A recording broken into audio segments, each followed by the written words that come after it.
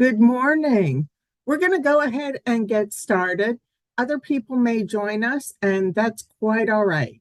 I want to welcome you to the Evergreen Case Manager Training.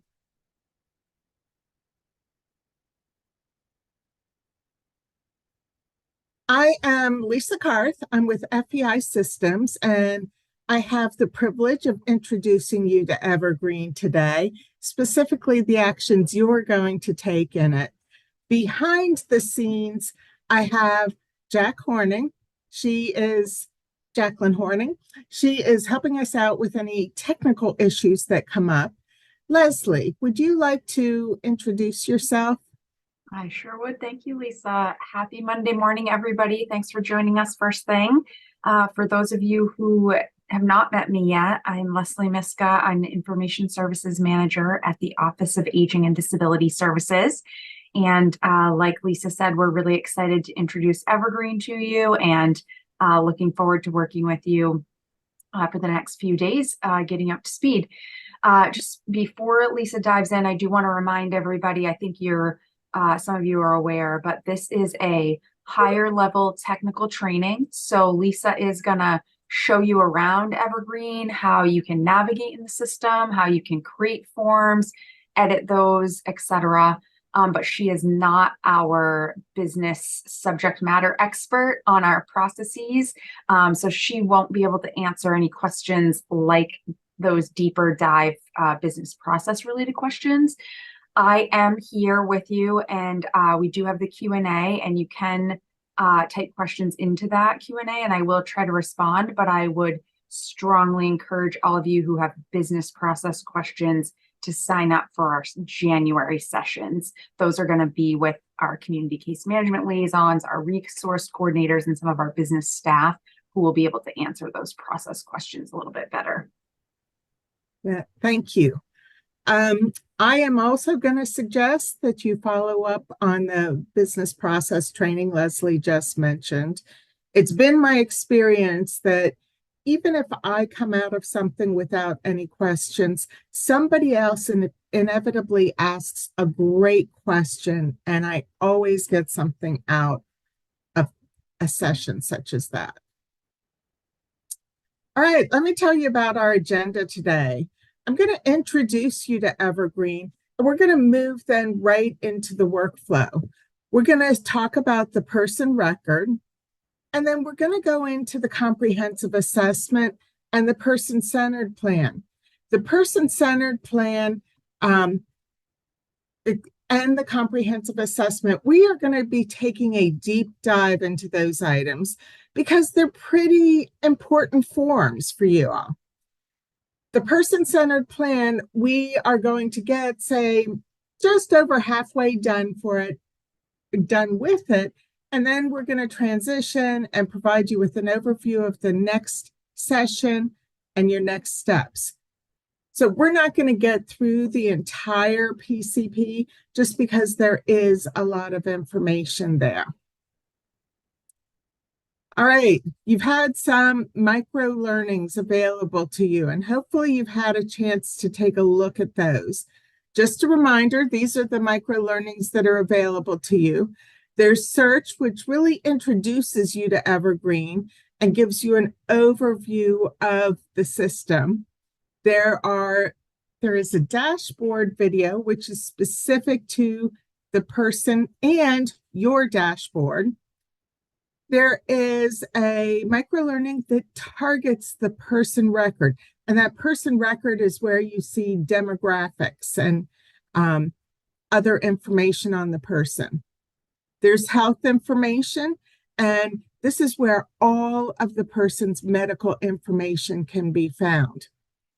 Queries and notifications, those are really important to you because they communicate where your person is in the workflow, but also change in statuses and if there's actions you need to take.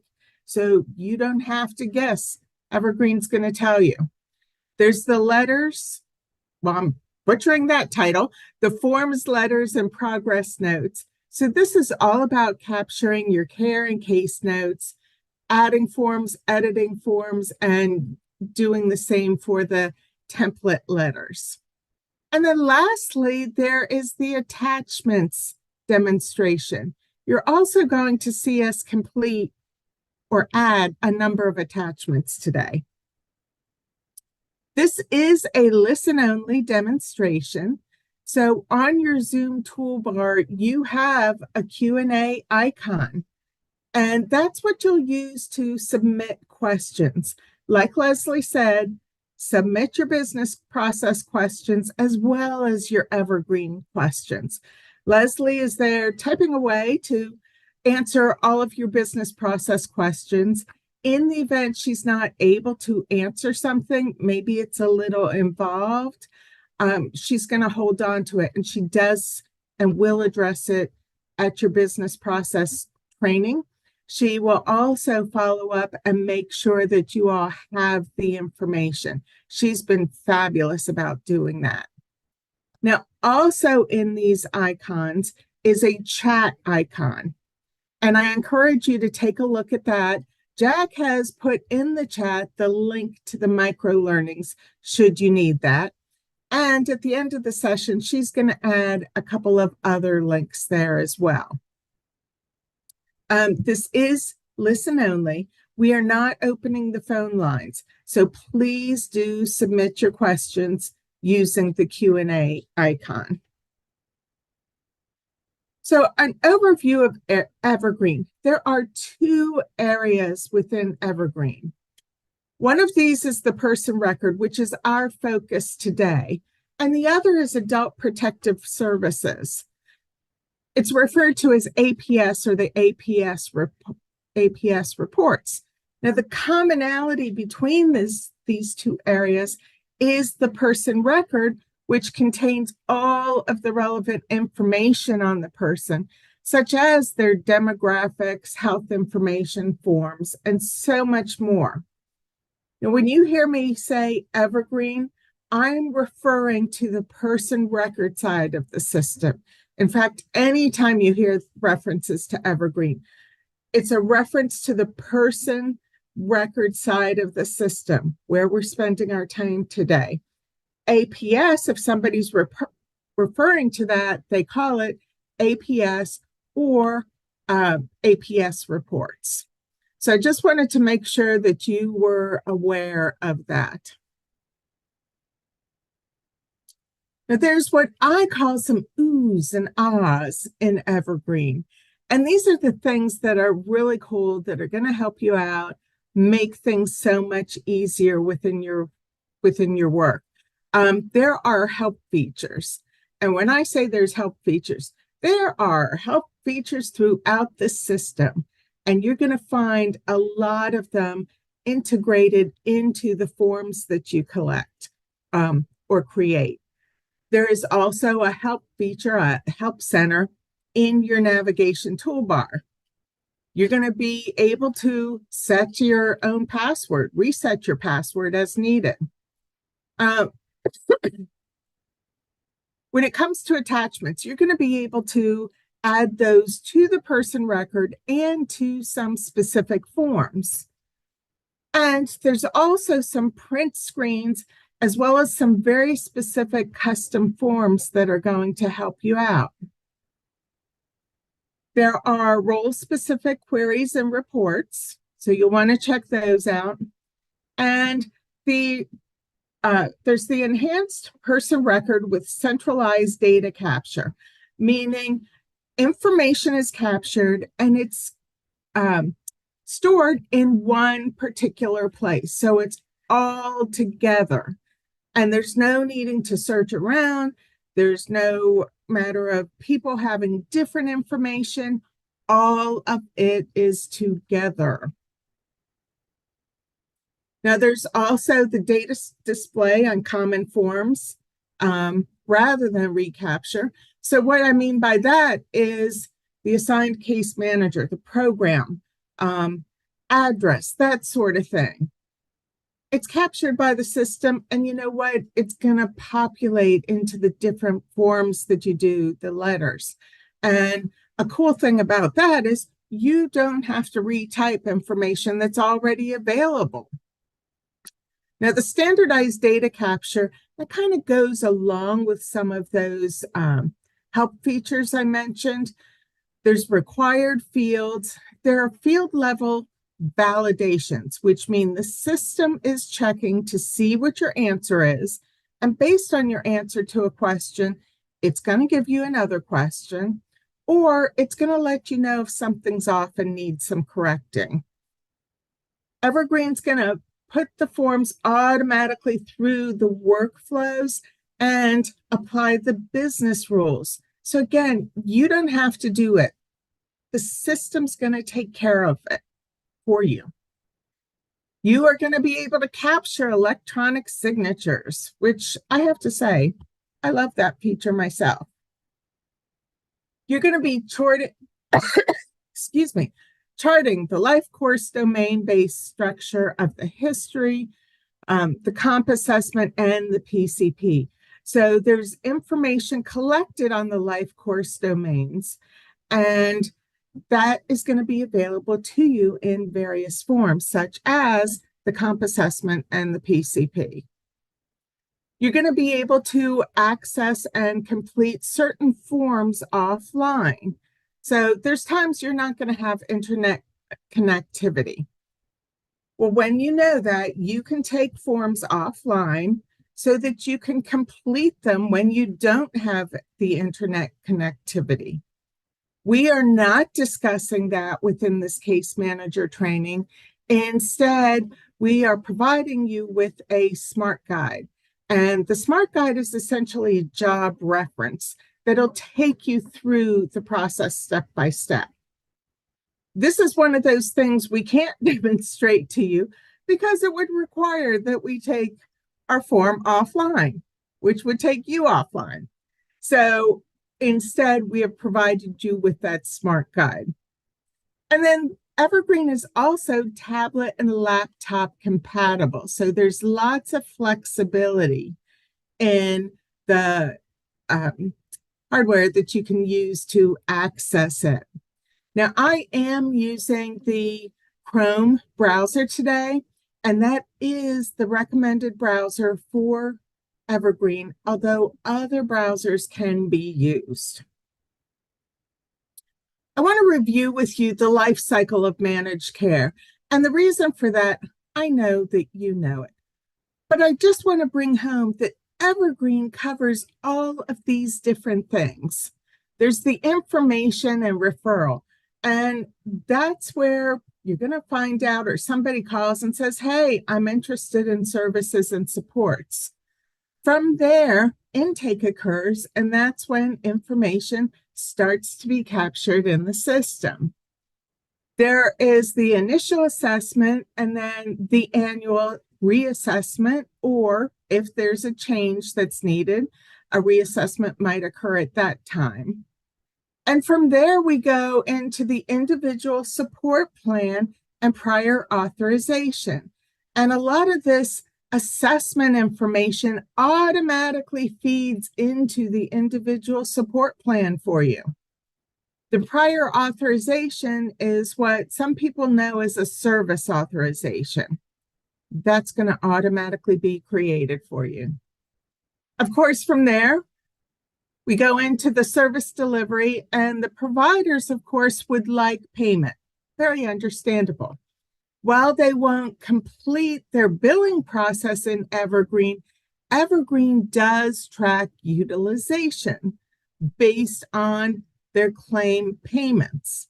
So you and the providers can always check to see where the person is, how many services, the percentage that's been utilized. And then there is the case closure. Eventually, people leave the system. It may be because they moved out of state, they no longer need services, and in some cases, they pass away. Now, this reporting designation, there's only one spoke here, but really reporting is available throughout the system. You're not limited to just between case closure and information and referral. It's available all the time. Now, it's helpful to have an understanding of how Evergreen is organized. And this is going to help you with your navigation in the system. We start at the very top, and this is the organization. It is who you work for. For external users, it's main care and other contracted providers, such as the Disability Rights Maine. So essentially, this is your parent or top level agency. There's also the internal users, which is ODES and other state staff. From there, we move into locations. And this is where you physically work. It's the location under the organization that you work at or you dispatch from or conduct work under, because I know some of us work remotely. For the state, it's your district office or central office. And then we have staff. This is you. It's the users of the system, and you're assigned to one or more locations. It all depends on you. If you work for only one location, that's all you're assigned. If you happen to work for multiple locations, you're going to be assigned to those as well. And then as a staff person, you're assigned to a person. Now, this is a new term for you, I know. You're used to the term client or member. Well, moving forward, we're going to refer to those folks as persons. And it's the person, the individual needing services and supports. So when you hear my references to person, it's to client and member. Okay. Now I want to introduce you to the login process for Evergreen. Like with any login, you do need a URL and certainly the web address, obviously one and the same. You're going to have your username and password. And once you have those input and click login, you then get an acknowledgement screen. You have to acknowledge that you are indeed an authorized user of the system. You also have at this login screen a forgot password link. And this is available to you should you forget your password. And like so many other forgot password links that you have used, when you click on it, you're going to input your email address and an email will be sent to you with directions on how to reset your password. Now, a couple of things here on this screen. On the login, you see it says username or email, and I just want to tell you, you will always use a username. You will never use your email for the login process. The other thing is you're going to have access to the sandbox. And every time, once in a while, I slip into some old terminology, and you will hear me at times refer to it as the training environment. They are one and the same. But in the sandbox, you're going to have the opportunity to play around. And when you do, please, please, please do not click this forgot password to change the password. And the reason I say that, a lot of people are using the same username and the same password.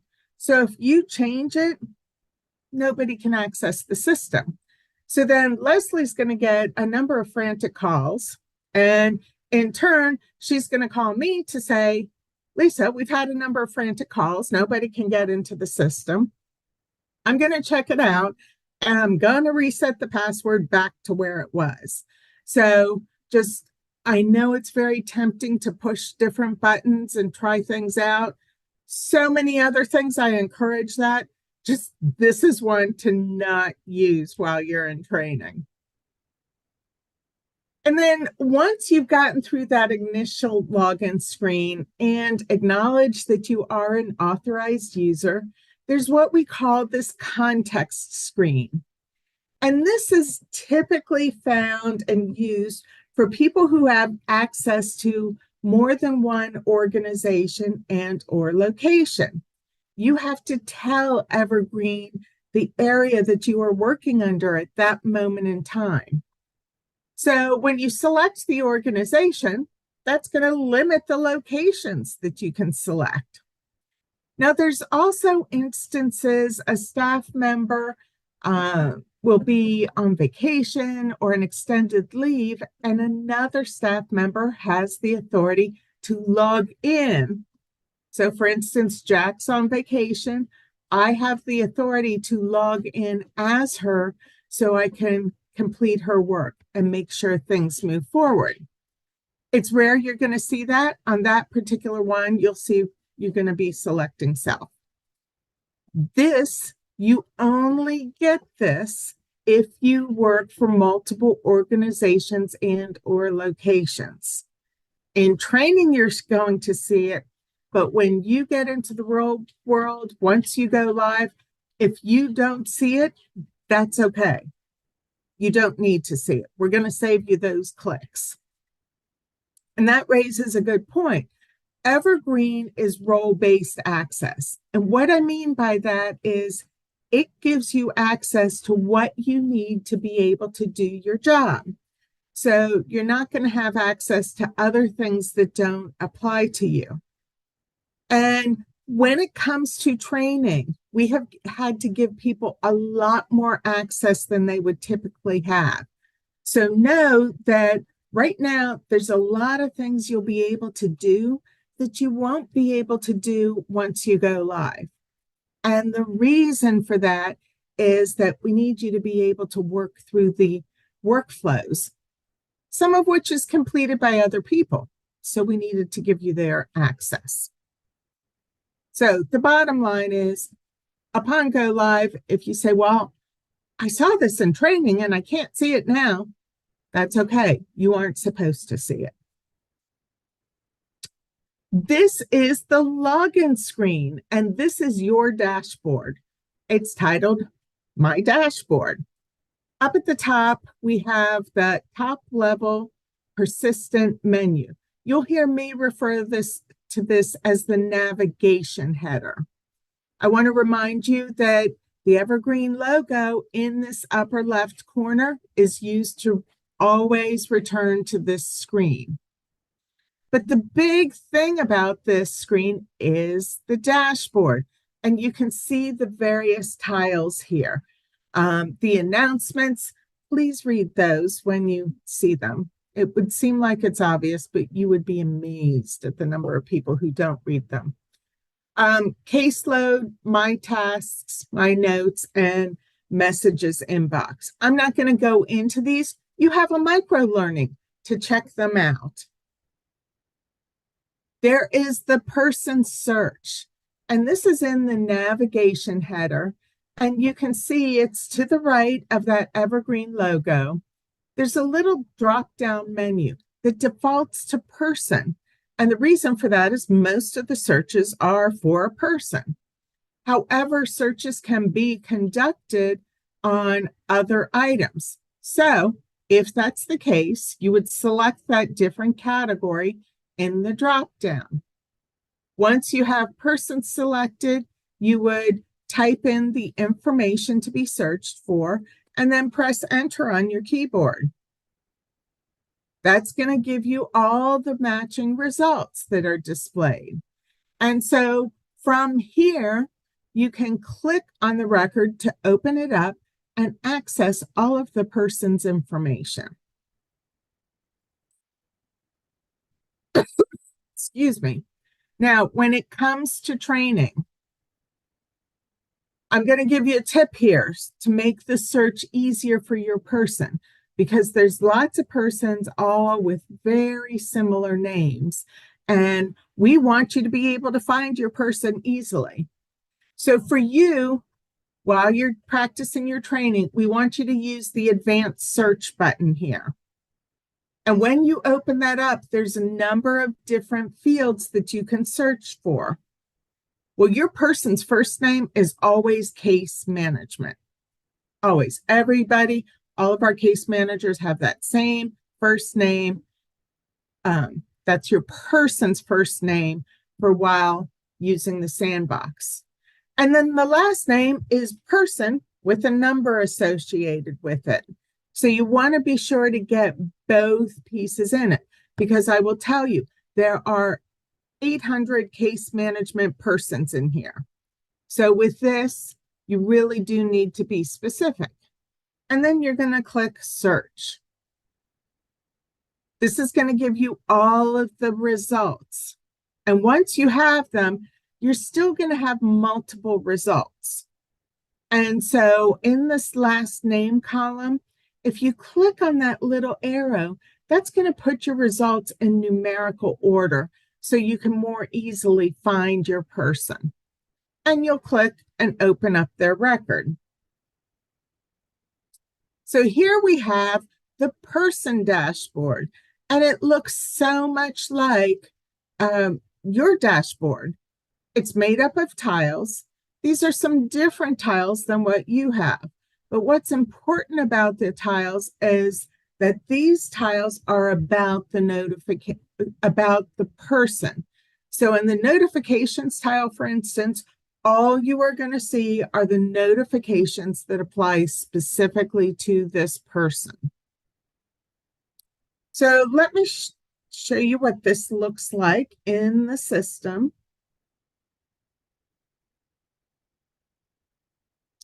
Okay, here is my login screen. And I'm going to type in my username and my password. Now then, you do not have to remember your Sandbox username and password. Leslie is going to be sending everyone a packet, and it has the login information in that packet. And I click login or press enter. And here's my acknowledgement screen saying, yes, I am an authorized user of the system. Now then, remember, this is the context screen, and I have to choose the organization and location I'm working under. And my choices right now are for while I'm in training. If you don't work in any under multiple organizations and or locations, you won't see this. You don't need to worry about it. But for training, it's always Evergreen Training and Baxter Foundation. And then we are always working on behalf of ourselves. And I click login. And here is that Evergreen logo that always reminds you to come here. And then the various tiles. Now, I want to show you how you are going to do your search for a person. Then I'll open up my person. So for your person, you're going to click on this magnifying glass with a plus in it. This is the advanced search. And you're going to input your person's name.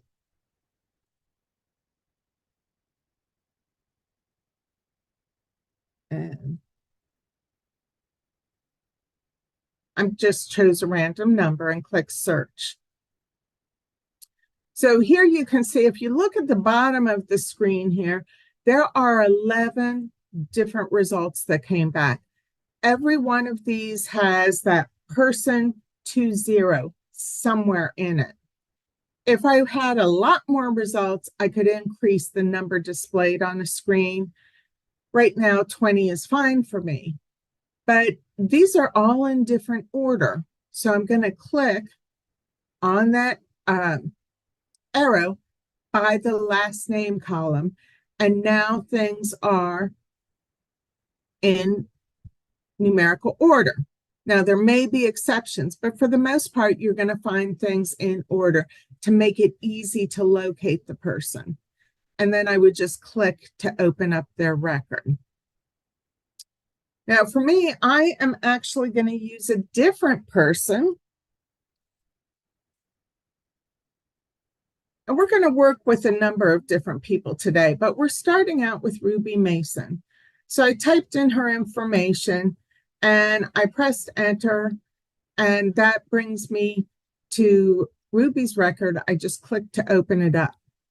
Notice your navigation header is still in place. The banner or ribbon tells me that I'm in Ruby's record. Here are the various dashboard tiles. And then we also have here the left navigation menu. And this has specific information in each icon. We default to the dashboard icon. The person summary is information that's pulled from other areas. Now, the person record, this is where all of your personal information, the demographic information is. There is this toggle on the right side. And I'm going to click on this because I want to open up this menu so that I can easily navigate to the different sections of the system. I can also scroll. And to add information to this, you always have a button in that lower left corner. Now, when I refer to the person record, I am referring to this entire record and all of these tiles. If I am referring to information in this icon, I will always refer to it as the person record icon. So there's a very clear distinction. Record refers to the whole thing, all of the information available, the area where you do anything you would have to for the person. Person record icon refers to this. And I'm going to click in that left navigation header, or excuse me, that top navigation header on the left side, the Evergreen logo, to return to the home page. Now then, I went through the person record extremely quickly because you have your micro learnings. So they are there anytime you'd like a refresher. So don't hesitate to check them out. If you have not yet watched them, please do so. There's lots of very helpful information in there. Okay, we're going to start on the workflow right now. And in just a moment, we are going to move into the comp assessment. As we go through the rest of our time together, we're going to take a break roughly every hour. And it'll be a brief one. And then I may give you a longer one in the middle. We'll see how things go. But the reason you're getting a break every 5 minutes is it can be hard to sit and watch a screen and listen at the same time when you know you have all those other things distracting you. So we want to give you the chance to get up, stretch, move around, and come back so you can refocus. Because there's this morning a lot of information that I'm going to give you that's pretty important when it comes to easily navigating and identifying what you have to do in the system. For me, webinars, I can be very tempted to multitask. I highly encourage you not to. And if you have to, you can use my trick, and I cross my arms in front of my chest. That eliminates my possibility of going to touch my keyboard. So moving into the workflow. So all persons who are initially seeking services and supports are first deemed eligible for Main Care Section 13. And so the person contacts the regional office. They go through the intake process, and they're determined developmentally disabilities eligibility is determined. That is a lot of words. Developmental disabilities eligibility determined. Say that quickly 3 times. And then the intake staff assigns the location, and it notifies the community case management liaison. they are going to assign the person to the location. And if the person's already identified who they want their case manager to be, they're going to add the case manager assignment. And at that point, a notification is sent to the case manager. Now, if the person has not identified the case manager they want to work with, it's going to be the case manager supervisor who is going to assign the case manager. In both cases, a notification comes to you, so there is no guessing about whether or not you have somebody who requires your attention. You're then going to begin working with the person, and you're going to start with reviewing the person file, seeing the information that's in there, the information that might be needed. You have a good sense of that. You've been doing this for a while.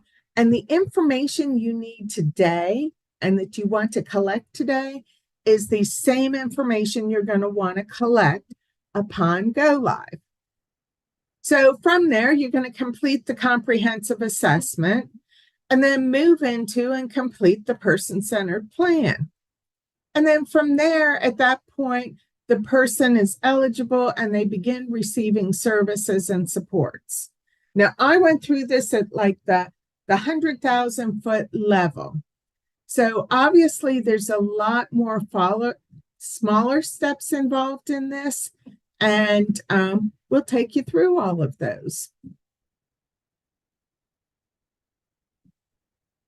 All right, some things about MIMS and eligibility.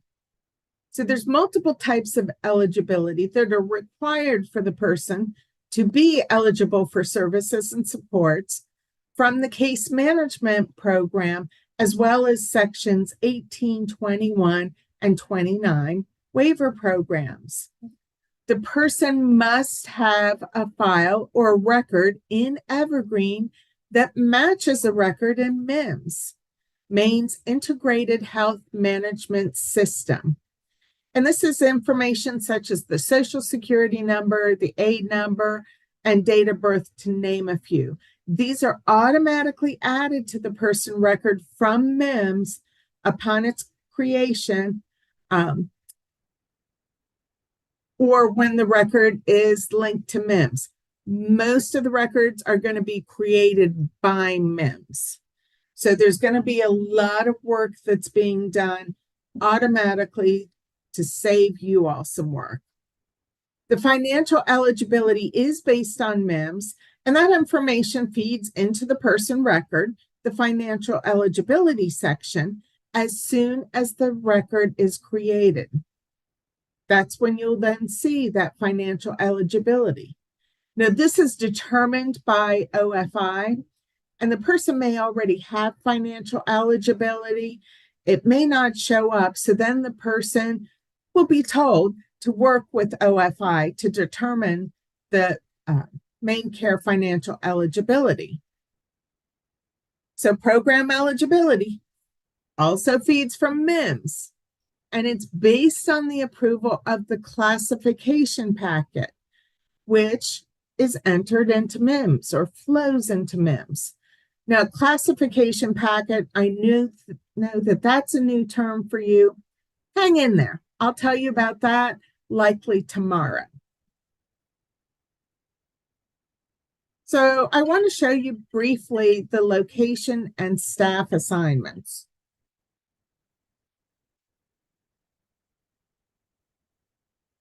So we know that from the workflow that before you can begin working with the person, they have to be assigned to you. And that's where our location and staff assignments come in. And the community case manager supervisors and DD eligibility supervisors assign the location staff. So you're going to learn how to do this in the supervisor training if you are a supervisor. So remember, we said that the location was assigned by intake, and then the community case manager, if it's known, they're going to assign the location, and the case manager if it's known. If the case manager is not known, it's going to come to the supervisor. So up at the very top, or actually, let me start from this icon. That left navigation menu has the assignments icon. And when you click on that, there are two tabs. One is a location tab and one is a staff tab. Both are assignments. And you can see here the location assignment. And then underneath it, on a separate tab, is the staff assignment.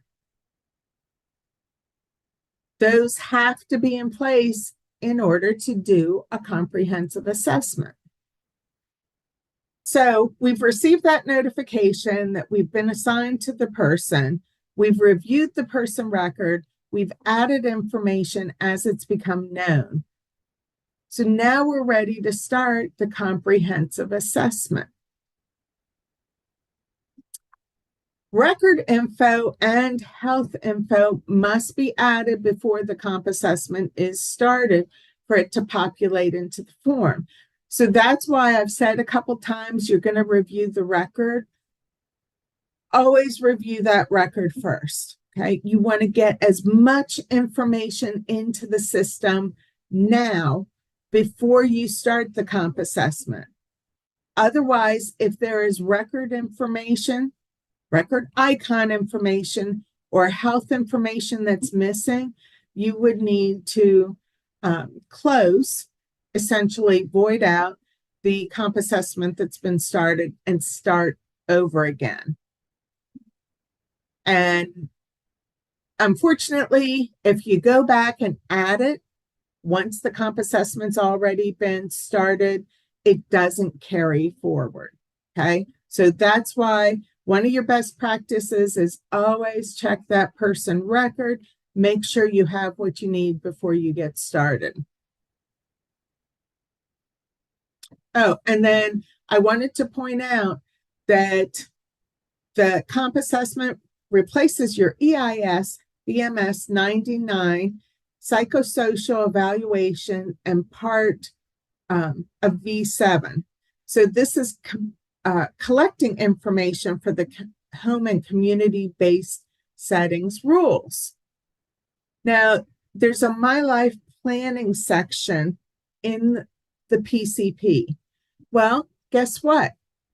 Information in that section of the PCP comes from the comp assessment, because with the comp assessment, you are collecting and charting. Let me start that over again. You are collecting information on the 8 life course domains, and you can see what they are here. Comprehensive assessment, you're collecting comprehensive information.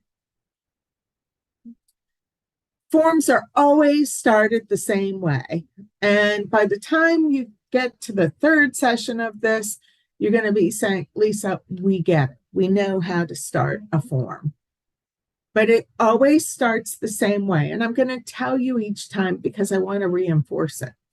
But when you're in the person record, you come down in this left navigation menu to the forms icon.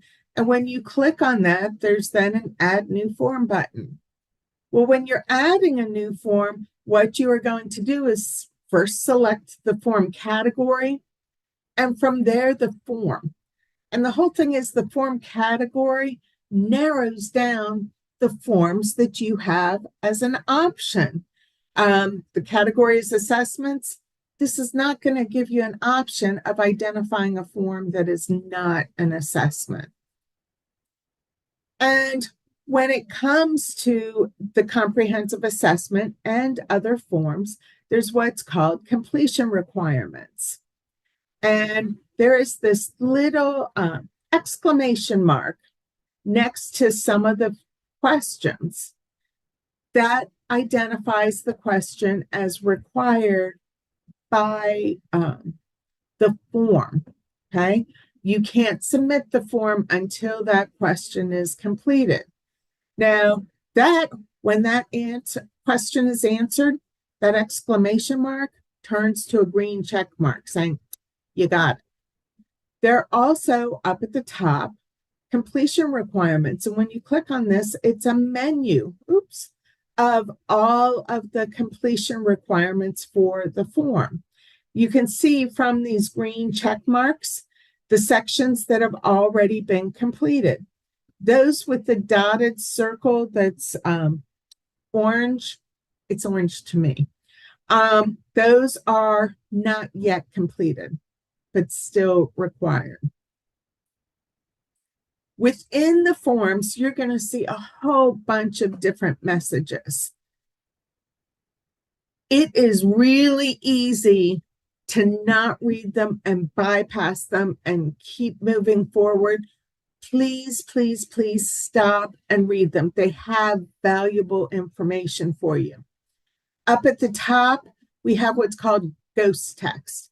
And in this add strength picture, it's hard to see it, but under strength name, there is some light gray text. That's what's called ghost text. And it's there to give you guidance on what you should input. Well, that same information is available in the little light bulb to the right of the field's name. So again, you have the information available in two places. You're also going to see messages of different colors. And again, please read them. They're important. In one of the assessments, you'll see pre-populated data being displayed from this form should not be considered part of the assessment itself.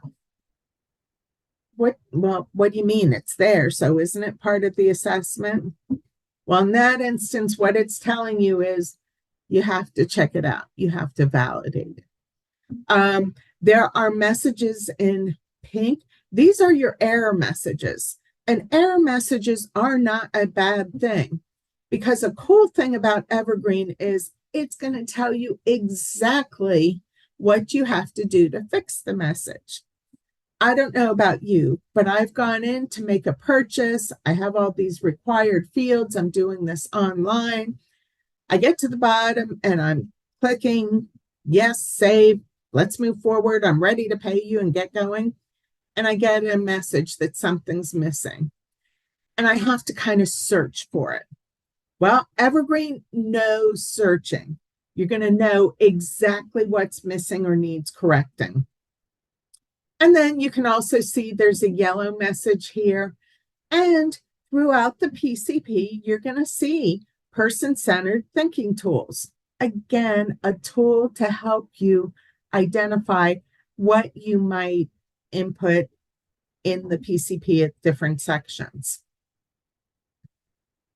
This is the comprehensive assessment, and it's used to identify the needs of the person. And here you can see it's broken into categories.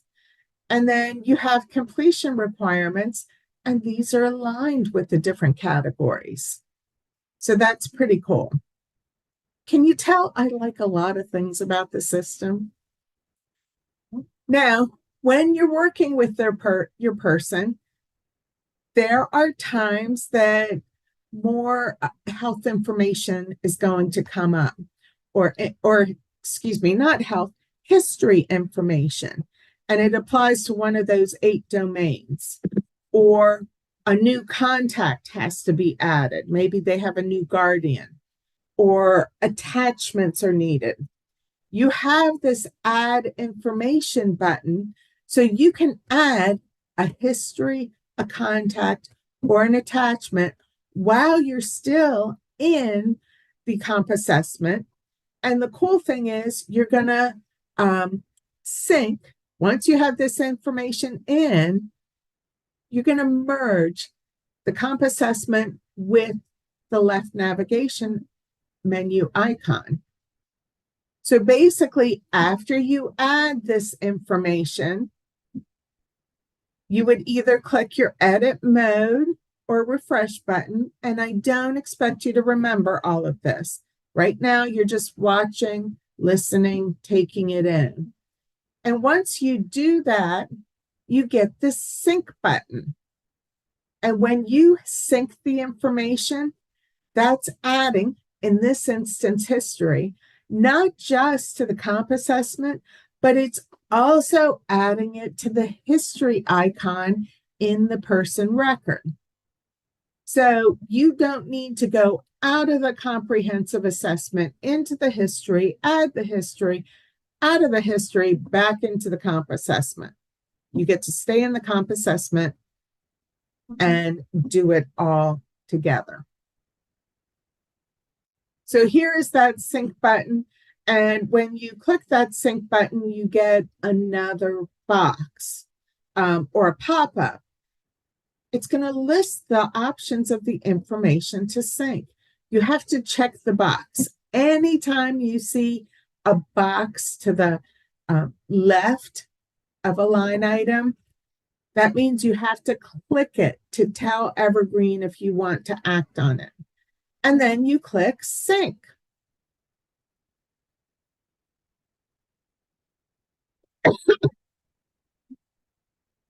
Now, within this, if you look at the right menu, there's a lot of consistency to how it's laid out. There are your main topics that are far left justified, such as overview, assessment information, health and wellness, etc. And then under that main category, there's indented subsections so that, again, you can see what you're working on, you can see what's coming, and again, you can easily navigate the system. Well, within each of the 8 domains, it ends with a need assessment for that particular domain. So you answer questions, then you identify and complete the need assessment section. And within the needs assessment section, there is a question. Is there a need that's been identified? And you must, in that instance, select yes or no. Now, if you say yes, then of course that's not going to be enough.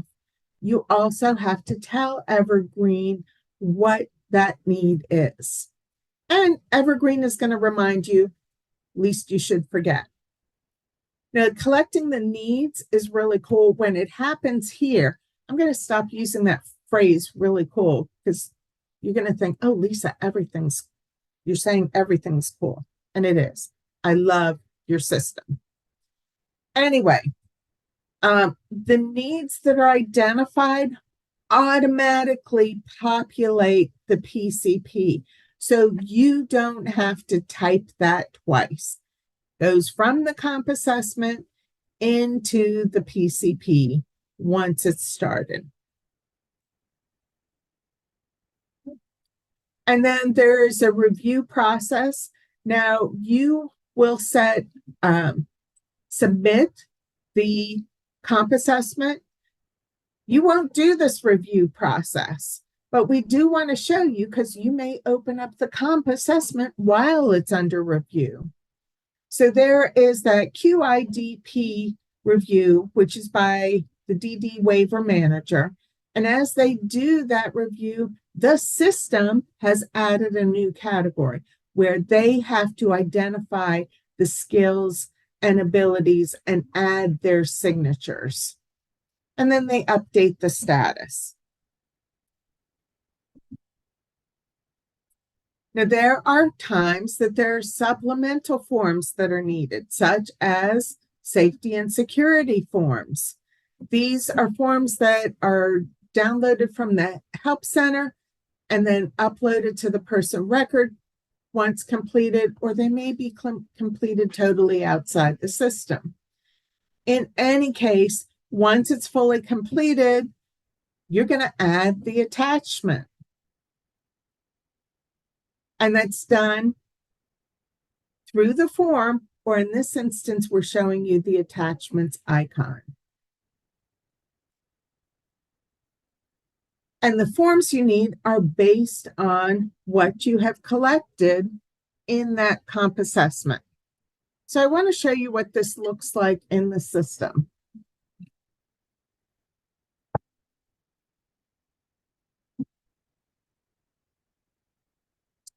Okay.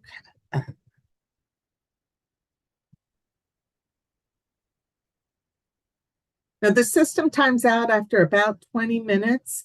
If you're getting close, just wiggle your mouse. For me, because I'm in the PowerPoint, if I wiggle my mouse, it doesn't apply to Evergreen. I have to be in Evergreen to do that.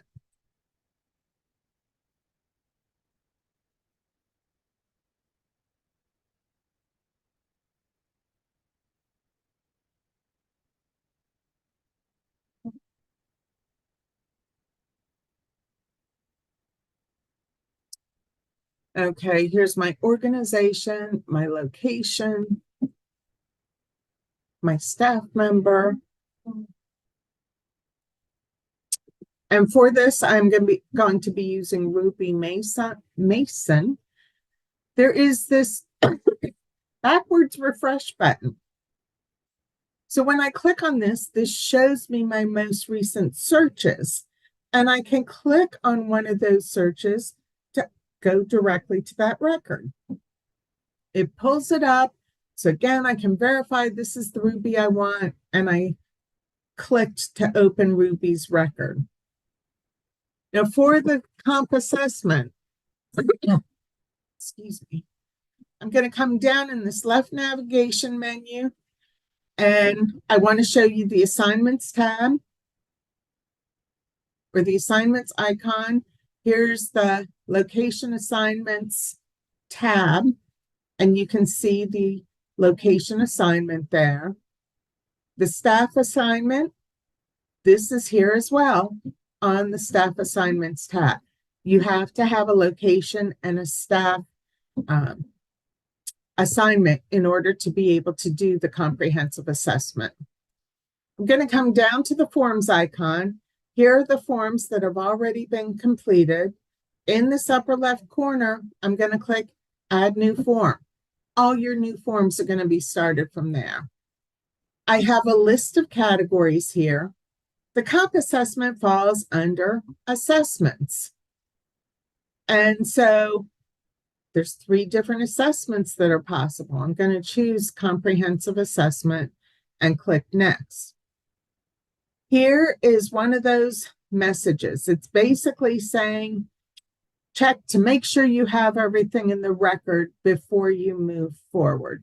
And there's references on where you can find tools that can help you out if you have questions. I'm going to just click initial because this is the first one and save. I'm in the comprehensive assessment. That title is at the top of the screen. Here's my edit mode button. I will have to click on this to engage the edit mode in order to be able to make changes. I can guarantee at some point in this training, I am going to forget to click the edit mode. I can guarantee at some point you will forget to click the edit mode. And I know that because even after a year of working in the system, I still forget it at times. So when you try to do something and you can't do it, I want you to sit back. I want you to take a deep breath, let it out, and read your screen. The answer will come to you. I promise. I know it works. It's worked for me many, many times. If you have to, get up and take a walk down the hall or to the kitchen, whatever. It's been statistically shown that those 2 actions, it kind of gets the blood flowing in your brain and just loosens up your thought process, which is what you want to do. Okay. Because remember, you're going to be learning at the outset. So there might be things that happen. There's the add information button, excuse me, that I told you about to add history, contacts, or attachments. Our status here, this is what we use to move the form forward in the workflow.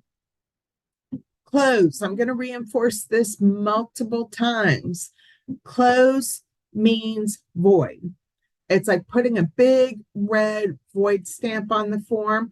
Nothing can be done with it at that point. I can open it up, I can view it, I cannot edit it, I cannot undo the close. And so use that close button very carefully. It is not like Word or Excel where you can close the document or close the spreadsheet and open it back up and start working again. No, no, no, no. With this close, it means void or torn in half. It's still there to be viewed, but there's no way to open it back up. The help desk can't, Leslie can't, you got to start over. There is the print here, which you can check out in the sandbox. Expand all shows me this information in one long list, all these different categories. And I'm clicking collapse all. Here are my completion requirements. Right now, the overview's already been done. Awesome, because if you think about it, I haven't done anything in this assessment yet, but it has all the different sections. And if I click on this little plus button, it tells me specifically what information is needed. So this is one of those things that check it regularly. It's going to help identify if anything is missed. And then there's the toggle so I can see these different menu options. And again, here's a health and wellness domain. Underneath it, there's the health and wellness history, then some categories of questions, and then the need assessment. Well, scrolling down to home and housing, there's a home and housing history. Some sections where we have to answer some questions, and then the need assessment. So you'll notice that there's a lot of consistent formatting in here. There's always the domain, and first thing is the history. Well, the history pulled from this history icon on the left navigation menu. It automatically pulled into the comp assessment, so it's there for you. But all of these are organized the exact same way. Now here's that message: pre-populated data being displayed in this form should not be considered part of the assessment itself. Again, that's basically saying, make sure anything that's pre-populated in here, double check to make sure it's accurate. Things change. So I'm going to engage the edit mode. Just click to engage it. Here you can see information. I can change the date if I'd like. For our purposes, I'm just going to use today's date for everything. There's information that's automatically filled in because the system knows it, or in the case of assessment type, I told the system what I was starting. So here I'm going to click Save and Next to go to the next screen. Was anyone else involved in this interview or interviewed in this assessment process? If I say yes, or actually, I clicked on this to open it up. If I say yes, I get another button. If I say no, I do not. For our purposes, I want to go back and say yes. I'm going to save this. I'm going to click Add Informant.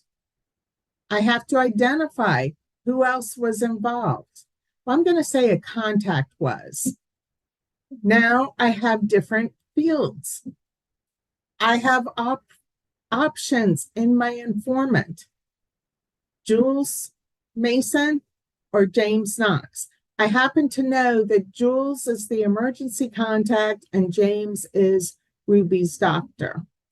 I'm going to select Jules, and this tells me her relationship to Ruby, all the different roles she supports. If I had her phone number and address, it would be displayed there. So I'm going to click Save. Down at the bottom, I have these little carrots. I'm going to click the one to go to the next screen. Were there any other sources of information? I'm going to say no this time. And again, I'm going to click my carrot to move forward. In my completion requirements, I have now completed the the assessment information. And I'm ready to move into health and wellness. And it starts at the top with history information. For our purposes in the system, I have just typed info in there to show that something's been added. Of course, you're going to add a lot other information that's more relevant. I'm going to click this next caret because I can't make any edits here. My cursor stays as a pointer. I'm now in the healthcare, the diagnosis, and this came from the system. It came from the health information icon. And I'm just scrolling down because I'm going to make sure that all of these are here. I also want to see whether or not there's questions to answer, and there are. I know that I can answer these questions because there's that pointer finger and there's that exclamation mark. So I click and I'm just answering random questions. Oh, I have to show you one other thing I forgot to show you. This is the ghost text. As soon as I started typing, it went away. So in that light bulb, I have that information.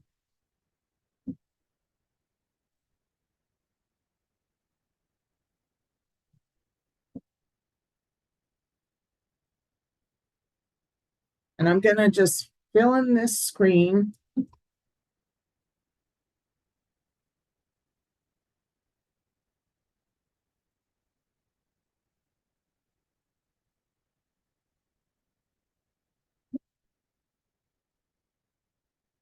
And based on my answers, Evergreen is going to give me different questions, or let me say it may.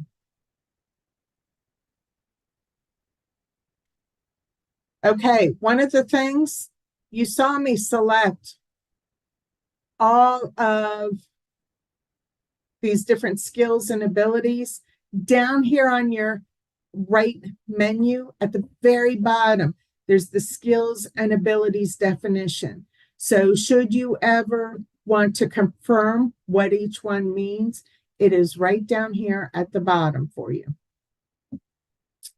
I'm going to go back to where I was, and I'm at nutrition and fitness.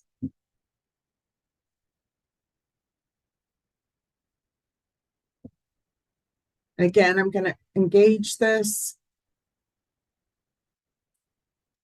and type in my answers. I'm sticking with today for our purposes required fields.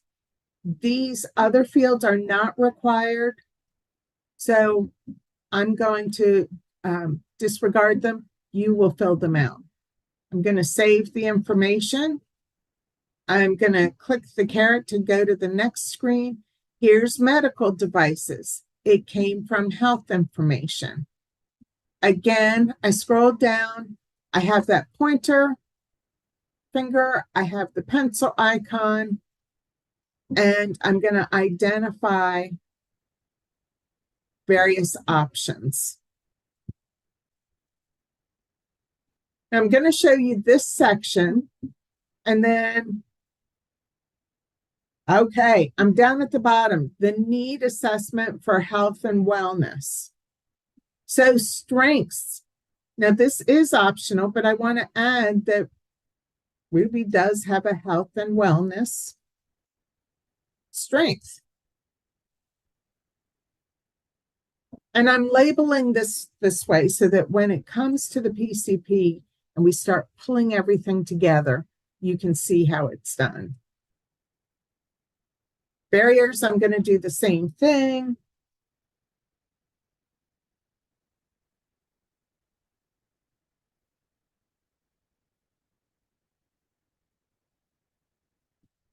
I'm going to click save. And now I'm down here to the needs. And again, there's my pencil icon and my pointer finger. So I click, is there a health and wellness need identified? I'm going to say yes and click save. Well, looks like I'm done. Actually, I'm not. I've said, yes, there's a need. I have to tell Evergreen what it is. I had to scroll down to find this add need button. So I click on that.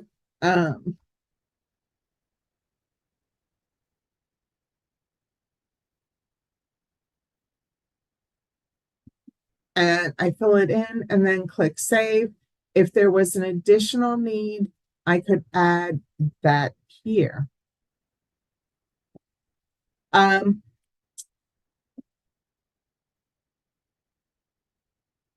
want to come down.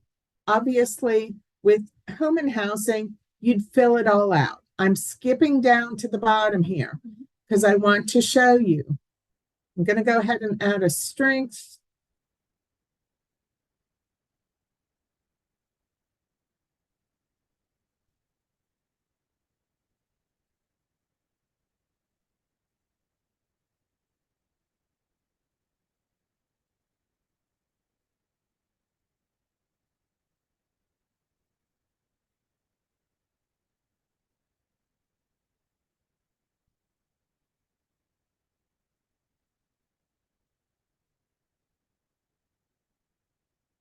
And now when it comes to need, I'm going to say no, there is not. And when I click save, I'm scrolling down. I don't need to add a need at this point. Okay. So with this, I've gotten the comp assessment started. I'm going to give us a 5-minute break. And from that, I'm going to switch to a different person who has their comp assessment just about done. So get up, take a moment, stretch, refresh your coffee or water if you would like to. And we will start again in 5 minutes. Thank you, Lisa. You're welcome.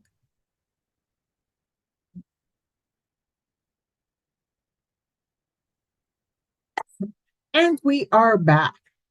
I have shared a lot of information with you.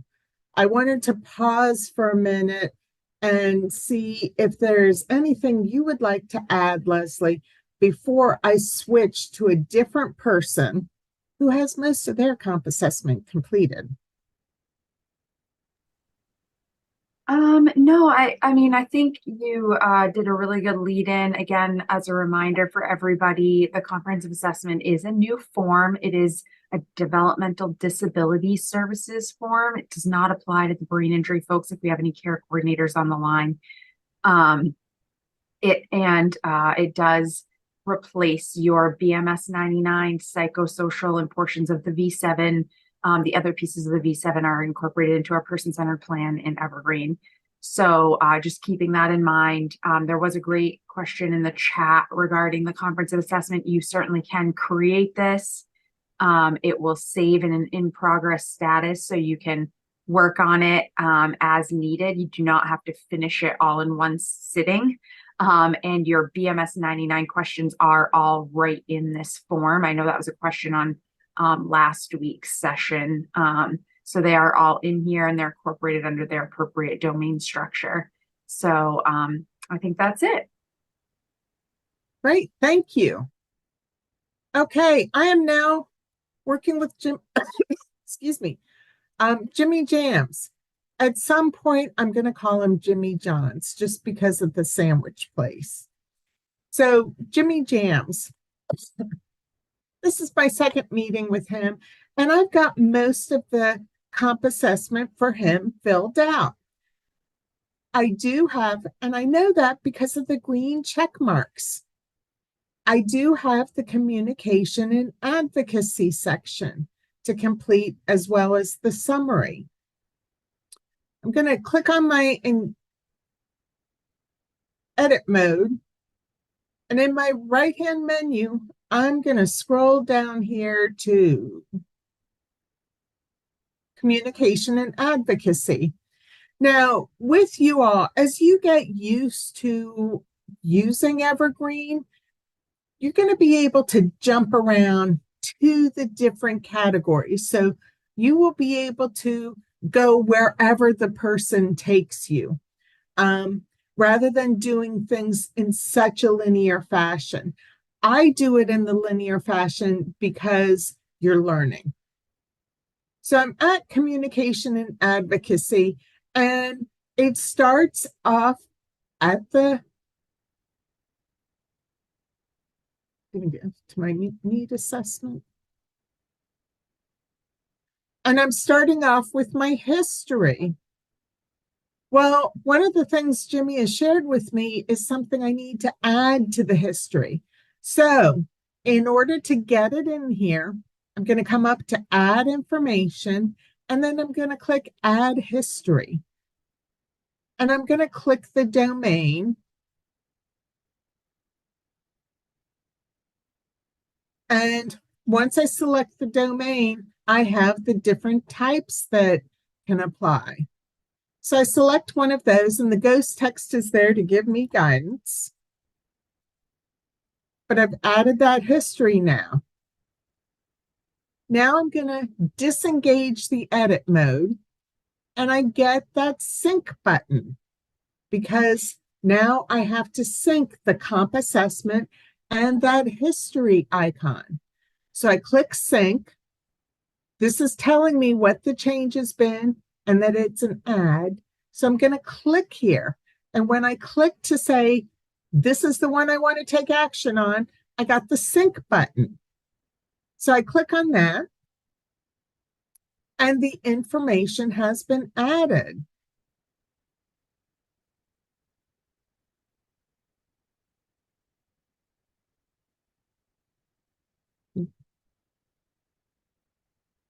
And there it's my communication, expression, emotion, and technology that I added. So I'm going to move forward and complete this. Oh, I almost forgot my edit mode. So I'm clicking on that. I have my caret to move to the next screen. I'm scrolling down. Another best practice for you is always scroll down to make sure you're at the bottom of the screen. Because there's times I think I am and I'm not. I'm making those random selections there.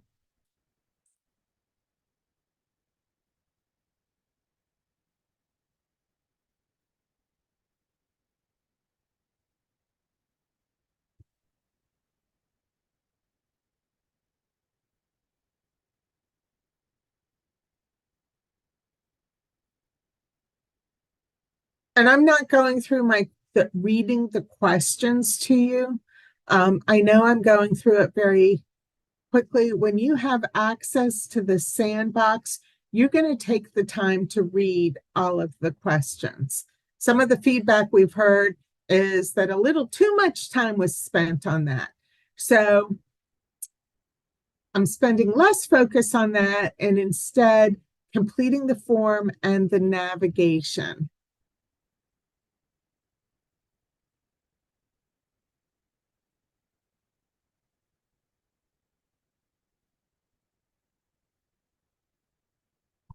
Okay, so I have all of the items in this done, and I click save. I'm ready to go to the next screen, and I'm going to click to engage.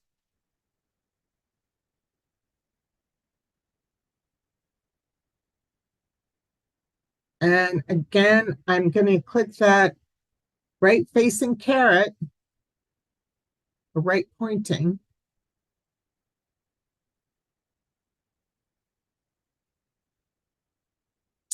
And I'm here to strengths.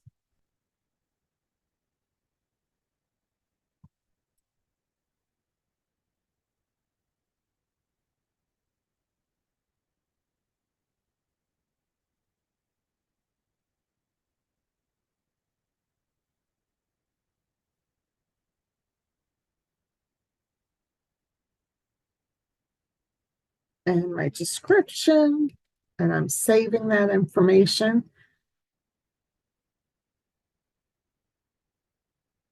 And again, I'm identifying, is there a need?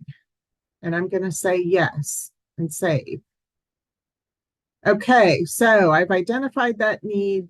Looks like I'm all done here. I'm going to click my caret to go to the next screen, and I'm ready to go to the summary.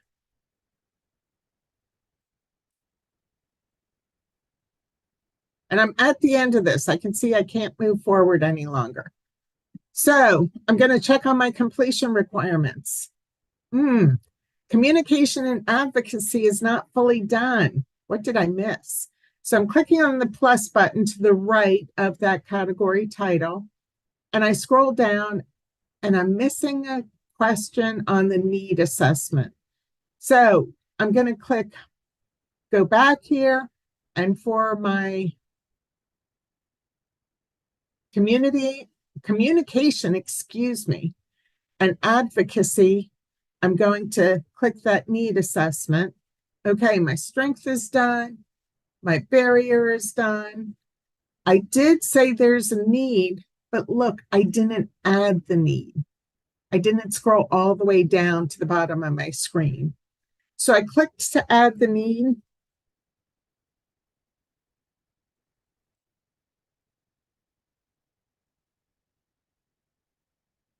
I'm clicking save, and I'm going to check my completion requirements again. Okay, this is good. Everything's been answered. I know that I am not going to want to change anything on this. And so I can update the status to move this to the next stage in the workflow. If I think anything might change or I might need to add more information, I'm going to leave the comp assessment in progress. But for me, I know we're done. I'm going to click complete in just a minute. Remember, close is a big red void stamp. Cannot edit the form again in the future. So I'm going to click complete.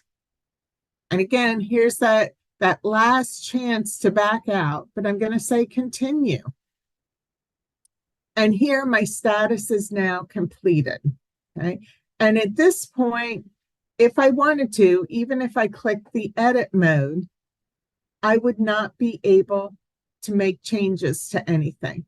Now then, if you put this to the test in the sandbox, you will be able to make edits. And the reason for that is because you have not just your case manager access, but every other role that's in this class, you have their access as well. And some of those roles have more access than you do. So please know, upon go live, you would not be able to edit anything. Okay, so that is our comp assessment. I want to move back to the PowerPoint, and let's move into the person-centered plan. Now, again, we had to have the location and staff assignment, and they have to be accurate, of course. Now, just a reminder on your business process, you have to have an initial and an annual comprehensive assessment. And a comprehensive assessment should also be done when there's a change in services and supports. And you'll hear a little bit more about this when we talk about the annual and change PCPs and the corresponding comprehensive assessment. That's something for tomorrow. So the person-centered plan, it's required annually after the initial, of course. And this is where you're identifying and describing the needs and goals, as well as the paid and unpaid supports and services the person is going to have. We want them to live a meaningful life. And so when the person-centered plan, when the tool works, the person has a great experience. They're making their own choices and they experience their independence. Now, within this process, if there's a waiver identified, the person's going to have the option to select their provider. And their provider is going to be invited to submit a service implementation plan. You'll see that as we go through this. Here is the workflow for the PCP. So, of course, it gets started and it's filled in. The services and supports are added. And then this is submitted for a state review.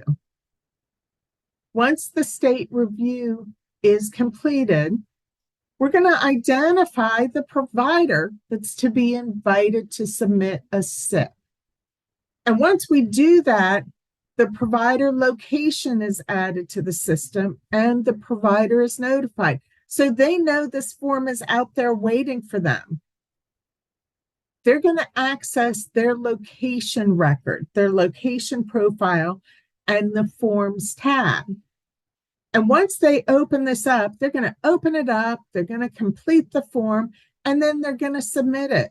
Just like what we saw with the PCP, the provider's doing that with the SIP. The SIP goes back to you all, the case managers. You're going to talk with the person and say, hey, do you like what this provider's offering? And they're going to say, oh, it sounds great. Let's go for it. And then the provider is added to the service. Now, the top of the service doesn't mean anything to you right now, but you'll see when we go to complete the service that by adding the service or the provider to the top, that's where we're saying, yes, this is the provider Jimmy wants. And then we continue with the completion of the PCP. So everyone starts with the main care section 13 PCP. And you want to make sure that that comp assessment is completed and accurate and active. Don't start the PCP without the comp assessment being completed. And the reason for that is, remember, information flows from the comp assessment into the PCP. It only does that if the PCP is in that complete and active status. And the information that flows is the strengths, the barriers, and the needs. And it's going to populate the My Life Planning section. Okay. And again, I don't expect you to remember all this because Evergreen is going to help out with that. Now, most of your forms, when they get started, they start in a status of in progress. The PCP is unique because it starts with a status of pending planning team meeting. Because at the beginning, that's the goal, to get to the planning team meeting.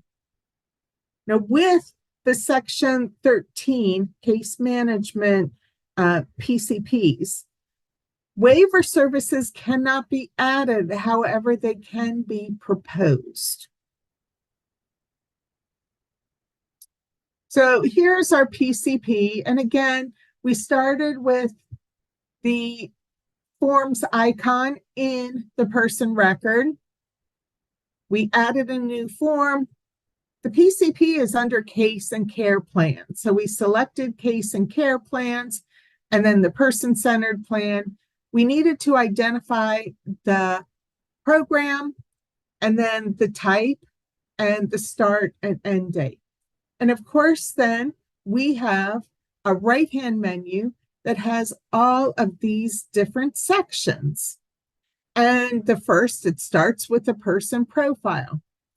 Now, once we get through the personal profile, we come to exploration and discovery.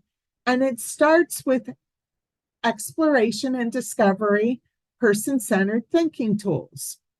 Well, I was moving a little too quickly. And notice under personal profile, it's the same thing. Personal profile, person-centered thinking tools. This is the start of each section, and these are available for you to use, to open up, or download. Now, the second section is the exploration and discovery. And this is the charting the life course domain based section. That's a long sentence. Charting the life course domain based section with a comprehensive assessment quick view. Getting the life I want is where the goals are completed from or are created from. Now, for each domain, there's multiple questions. There's 3 of them, but 2 of those questions are going to create a goal. One of the questions is, what do I want to stay the same? Or what do I want to maintain? That's going to create a goal. The other one is, what do I want to be different? What do I want to add, change, or stop? That's going to create a goal. Now, if anybody happens to be doing the math, you're thinking, 8 domains, 2 questions generate a goal. That's 16 goals. Okay. You don't have to do all those 16 goals, and I will show you how to manage them. You may knock it down to just focus on 2 goals. That's cool. I'm going to show you how to do that. And then, of course, you have your PCP meeting agenda. And your meeting agenda, you have the required agenda, but the person can also identify other agenda items they would like to add. So let's take a look at this one in the system.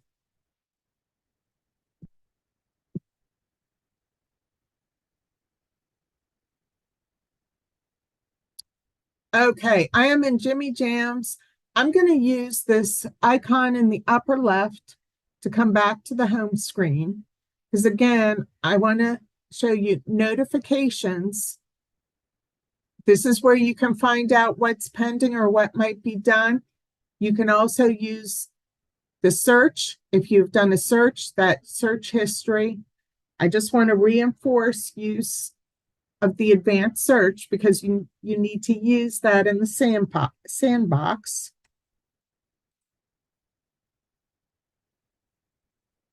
And I click search. Here's Jimmy's record, so I'm going to open that up. I'm in the dashboard. And again, here's that record icon, the history, the progress notes. You have read up, watch that micro-learning on the progress notes. I'm going to come down here to forms. I can see my comprehensive assessment is completed. Now, up here in this row with the column titles, I have this little table icon. I'm going to click on this, and I'm going to click column select. And here I can add or subtract columns that I view right now. I want to add the active column. And then I'm going to click back on the table to make it go away. So here I can see it's completed and it's active. My zoom is up really high to make sure that everyone can see it as I go through the demonstration. So my comprehensive assessment is completed and active. Remember, that's the status it has to be in order to flow into the PCP. So I'm going to click upper left corner, add new form. My form category, I'm going to scroll through here and I'm going to click PACE and care plans and forms. And then I'm going to scroll down and there's the person-centered plan. Now, if you ever select a category and your form's not there, try another category. I am sure you are going to see me do that in our 3rd session. When I have my category and form identified, I'm going to click on Next. And here's where I need to identify the program. I'm going to select Main Care Section 13. The type is initial. And again, I'm just staying with today's date for simplistic, to make it easy. Now the end date automatically defaulted to 12/18/2024, a year from now. Now, I can change this if I'd like, and I have that new date. I click Save. Evergreen's telling me the end date cannot be greater than 1 year after the effective date. So again, Evergreen's it's got that guardrail to help ensure I'm doing things the way that I should. Now, I could also make this end date shorter if I wanted. I'm going to leave it. And I click Save.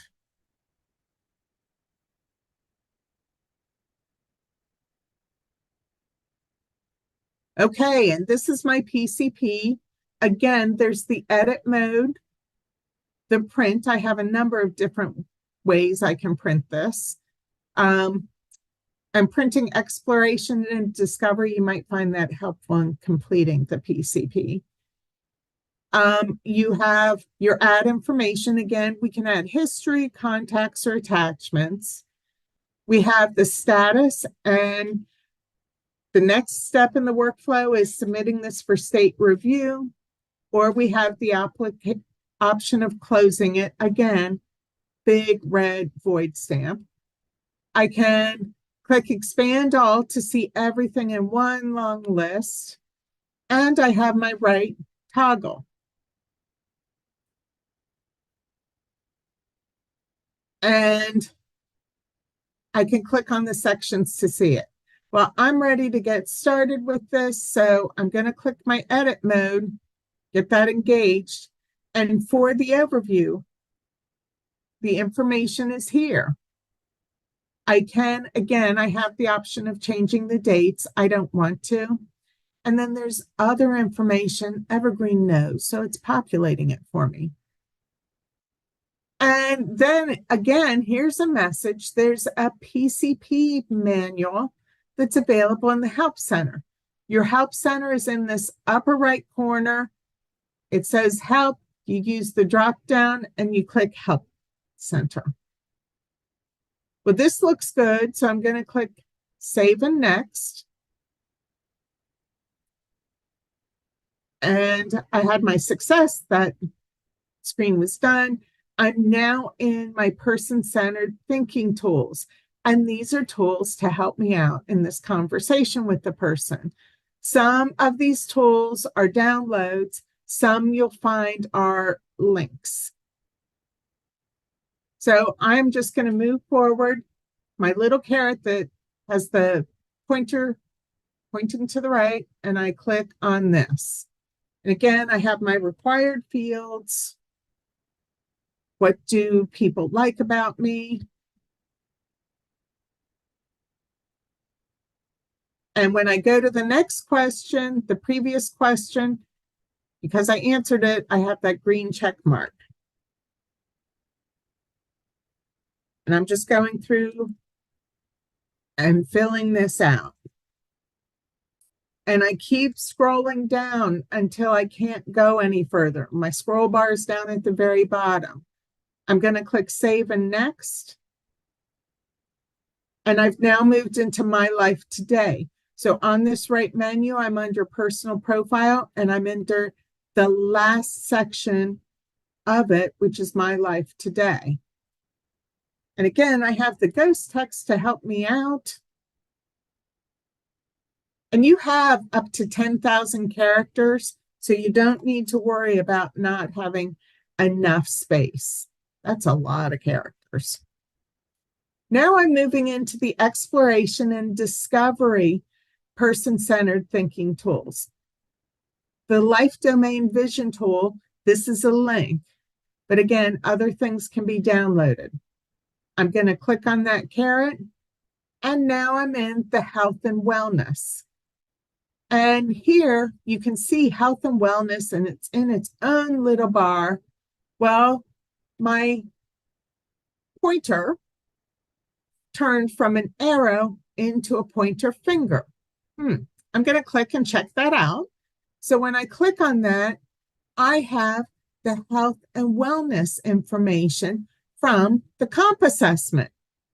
So if I have questions about what's in the comp assessment for any of the domains, I don't have to go out of the PCP into the comp assessment, look at that, leave the comp assessment back into the PCP. No, no, no, no, no. It's all here for me. I am going to close this up. And again, I just click on that title. Now, what's important to me, if you remember, this is where I said we start identifying the goals. And just general information. What's important to or for me, this question has a red asterisk. That means it's required in order to save the information on the screen. I don't want to demonstrate it right now because I'll have a whole lot of things to tell me I'm missing stuff, because there's this. It's here for home and housing domain. It's basically here for all the domains. If I don't have that question filled in, I can't save the information on the screen. I'm going to scroll back up here to the what do I want to stay the same or maintain. And I'm going to click on this to add this information.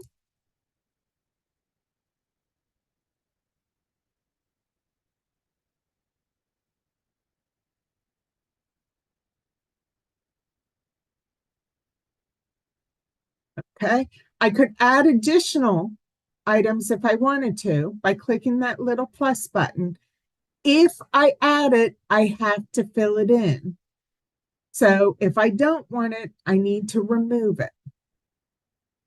What I want to be different, add, change, or stop. Again, I'm doing the same thing, and once I have it completed, I'm ready to scroll down. I'm going to skip the rest questions because they aren't required. I'm ready to move into home and housing. And again, I have that information from the comp assessment. I'm going to fill this in. Now, the exclamation mark, one of the reasons I didn't explain is why these have exclamation marks. Yes, it's required by the form. But when a question has only an exclamation mark, that means that you can answer the question.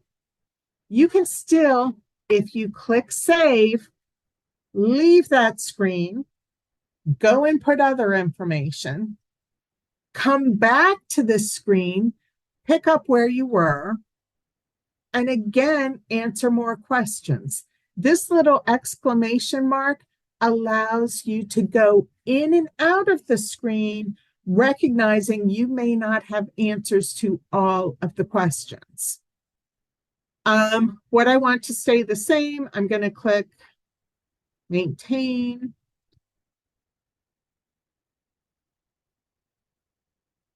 Actually, this one I just want to do info. What do I want to be different? I'm just going to type in info. I'm going to do this for all 8 domains. And you're going to keep your eyes on me. And Leslie, while I'm going through these domains, I wanted to see if there was anything you wanted to add about the PCP. Sure. So the person-centered plan process should sound very familiar to you. The process and the form are very closely aligned with the current form and process that's occurring in EIS. The major difference here is, as you can see, and from what Lisa's been sharing with you, the system, the forms in Evergreen are a bit more automated in the sense that when you're entering information in the comprehensive assessment, it's being able to flow forward and you can view that in the person-centered plan. And then also information that you're entering up here in this Getting the Life I Want section of the PCP is going to flow down and be incorporated into the My Life Planning section of this form. So it's just a bit more automated. There are some cool new fields like these multi-add lists. So if you have more than one risk, you can enter multiple risks in the same area using the plus add risk button.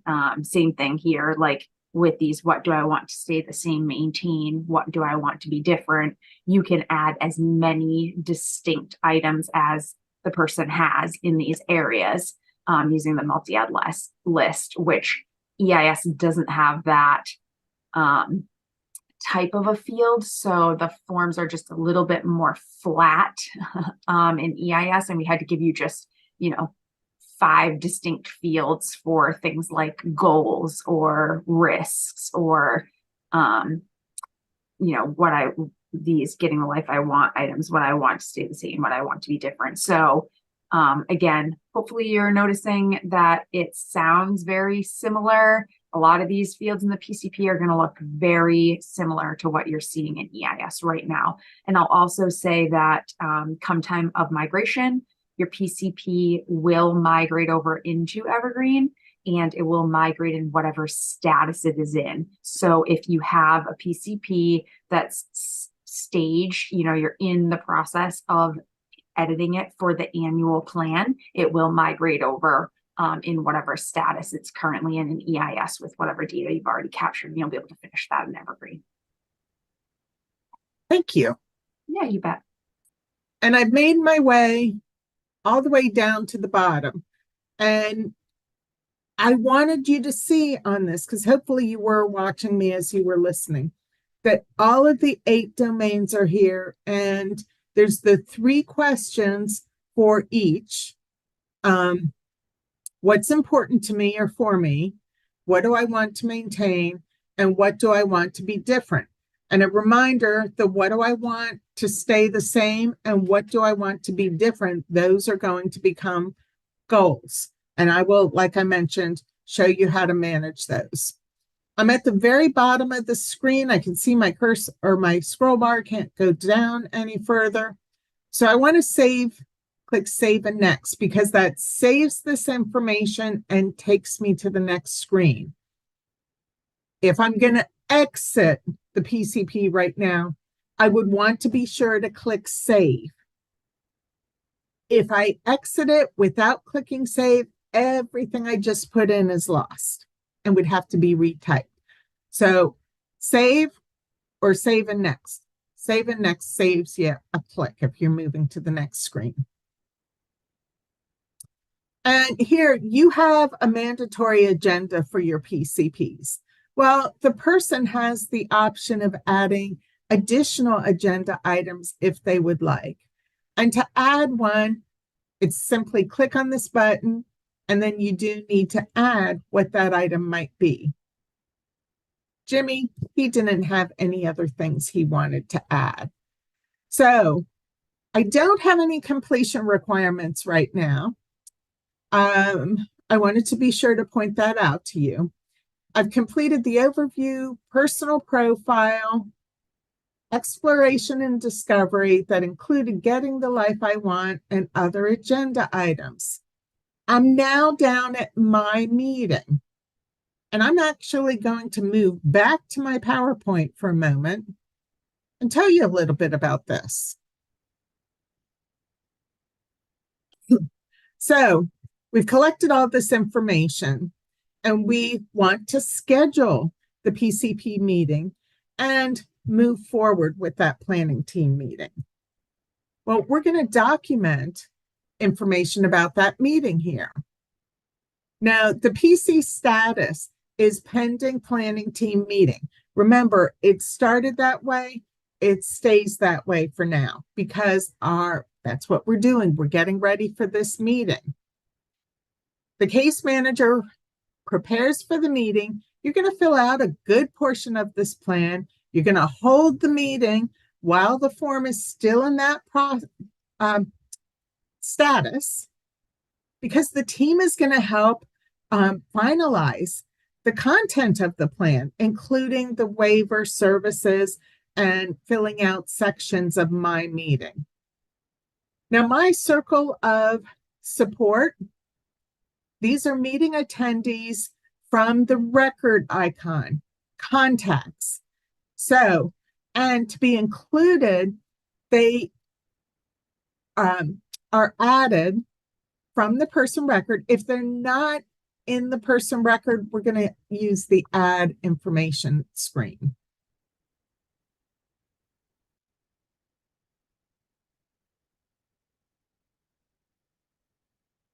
So the PCP meeting and my circle of support are typically populated by the person, me, and Jimmy prior to the meeting. Okay. The PCP meeting is set. I'm going to have the meeting. Information is going to be put into the PCP. Meeting attendees, natural supports, and allies. I'm going to have to identify who attended the meeting. And like I said, these come from the record icon. You don't need to type them in as long as they're in that record icon.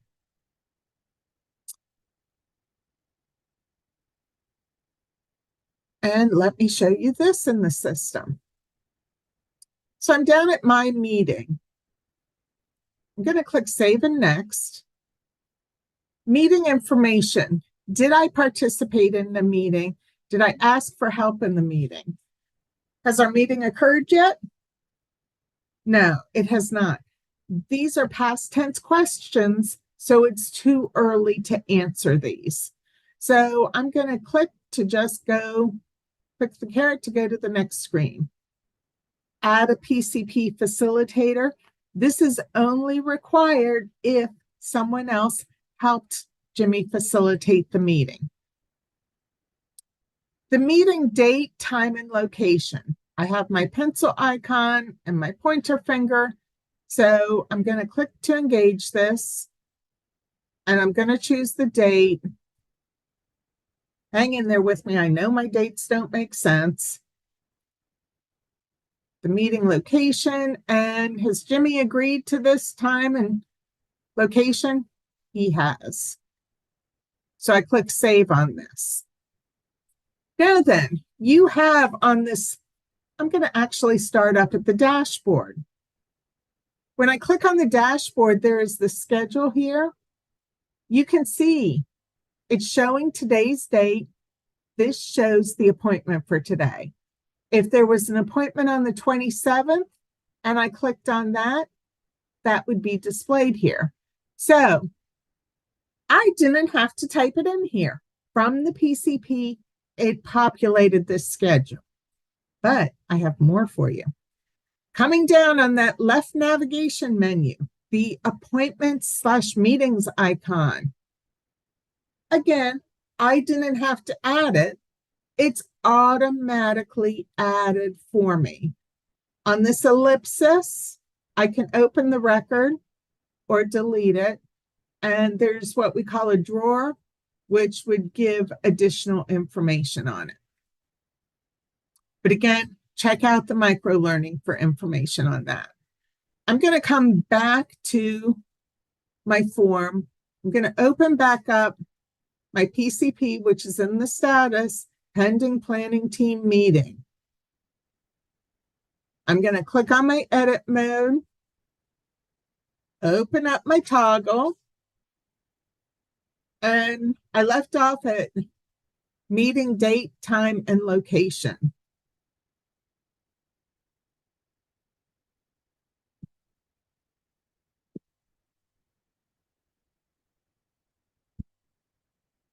So I'm going to click the caret. Oh, I could also add a follow-up if it's needed.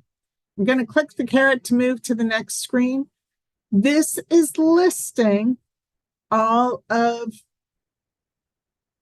the persons from the contacts list. I'm sorry, I have to turn around for just one moment. Okay.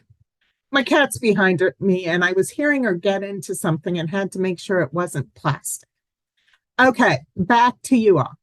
I'm in the natural supporters and allies. So here is the person. And when we say person here, this is the individual from the contacts.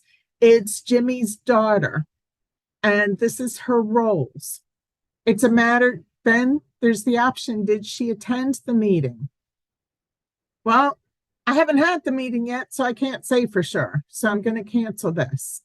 Now, these natural supporters and allies, they cannot be people who have a business relationship or are getting reimbursed from the person or anyone else. These are really people who are there to support the person. I can add another natural supporter or ally because you know what? Jimmy also has a son, Max, who is his guardian. So am I assigning a staff member or contact? I say contact, and Max is there. So now I can add Max. And I'm going to save this. And there he is listed. Now then, if I had somebody else I still had to add, I could do add information, add contacts.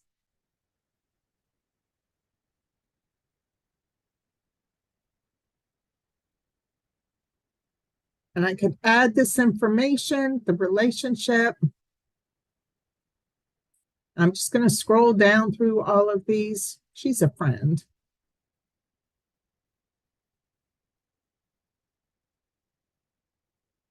And she's a very good friend. Here, natural support. This has to be checked off for somebody to show there. So I'm going to click save. She's not automatically here. So I'm going to click to unengage edit. I'm going to do a refresh.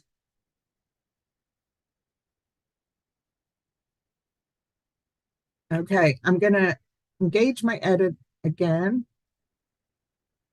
I want to come back here down to natural supporters and allies. There's Lacey. There's Max.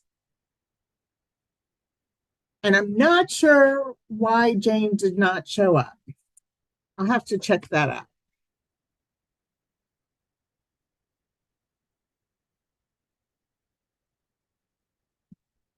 Okay, I'm moving now into my vision for a good life and the perspective of the circle of support.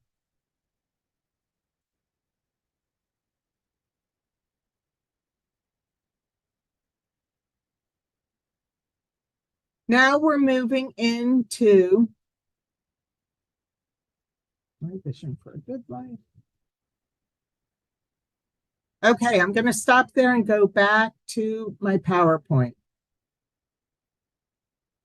So we're moving into my life planning now.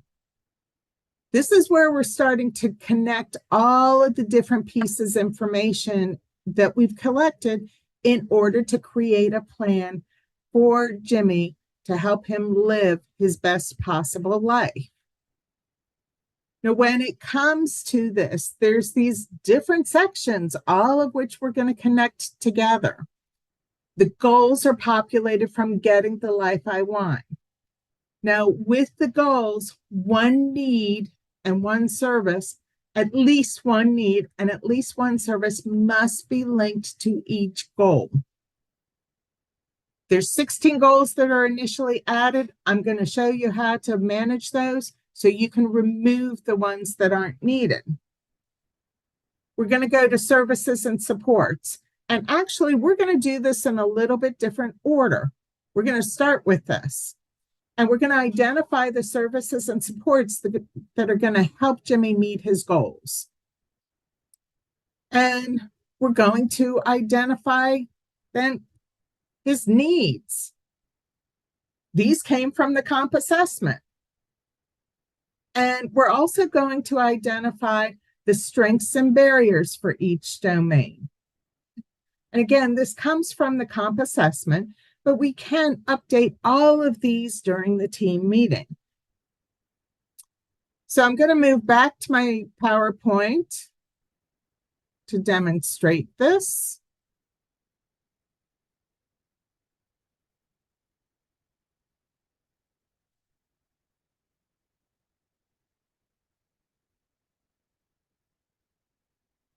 And I'm actually going to move to a different person now.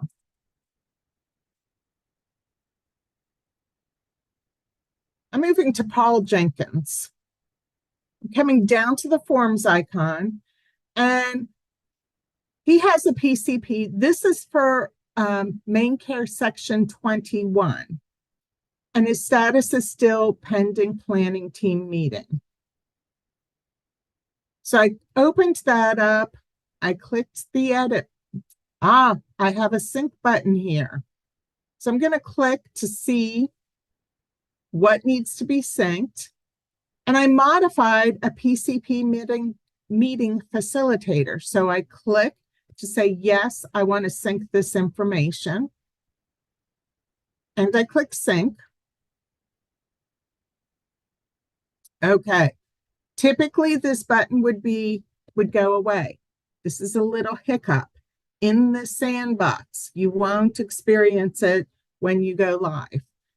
Sandboxes always have a few idiosyncrasies.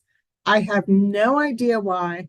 I have been doing this for a very long time, number of different companies, a few different industries, and sandboxes have always been the same. So I'm going to go back to my edit mode. And I want to see this left navigation menu.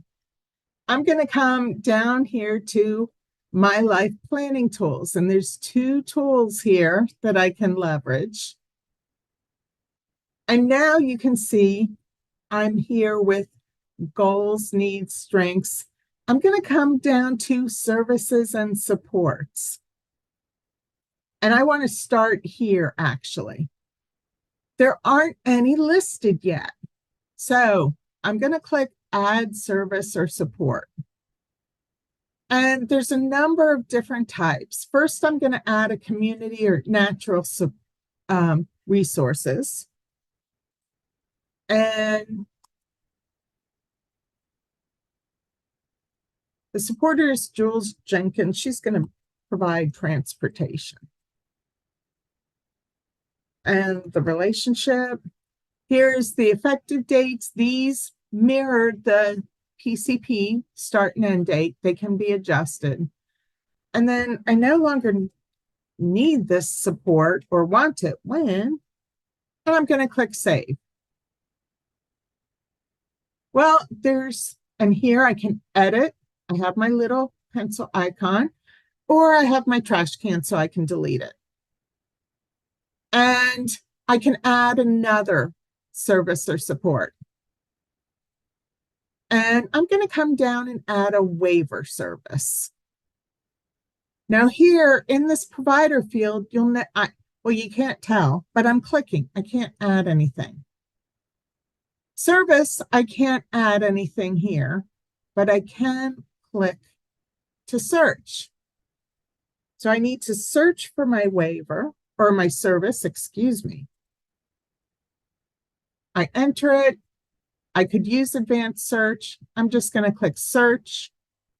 I only have one service and support, so I'm going to click this link button. I have to click link, and it's displayed here. The rate, unit amount, and type defaulted. Again, the dates were already filled in. I can change them. There's the frequency of 6 months, and I'm just going to put in the hours.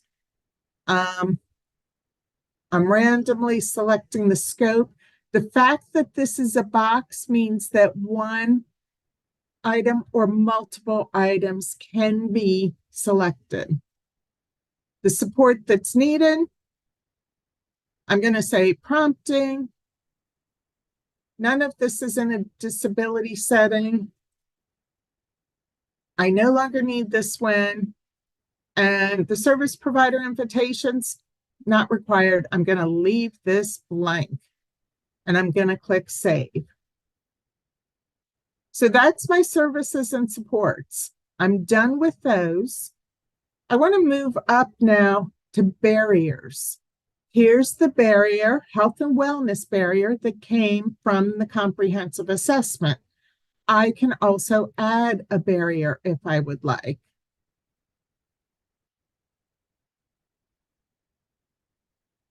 And my description. And you can see now it's Evergreen's identifying the source on this is the person-centered plan. Well, my barriers are all done. I'm going to move up to strengths. You know, up to this point, we have been working top down. When it comes to my life planning, this is one where you're going to start with the services and supports and work upwards to my goals because you're building, you're layering. There's my strength. Here is my needs. Okay, and the need, again, it came from the comprehensive assessment. Is this a resource need? I'm going to say yes. And the status defaults to unmet. And your unmet statuses, before you click to edit them, that unmet is red, so you can't miss it. But this is basically, and Leslie, you're going to correct me if I don't present this correctly. This is identifying is the waiver service, is this need met by a waiver service in this PCP? And if it is met, yes, go for it. It doesn't have to be a waiver service. It can be any service or support. Okay. As long as there is a service or support in the plan that is going to meet the need, then that's when the status can be set to met. Thank you. This is one of those things that I just can't seem to get it through my brain. No problem. And Leslie's here to make sure you get the right information. And then I'm just going to click Save here. I had only one need. I'm going to stick with this. Actually, I'm going to add one more need.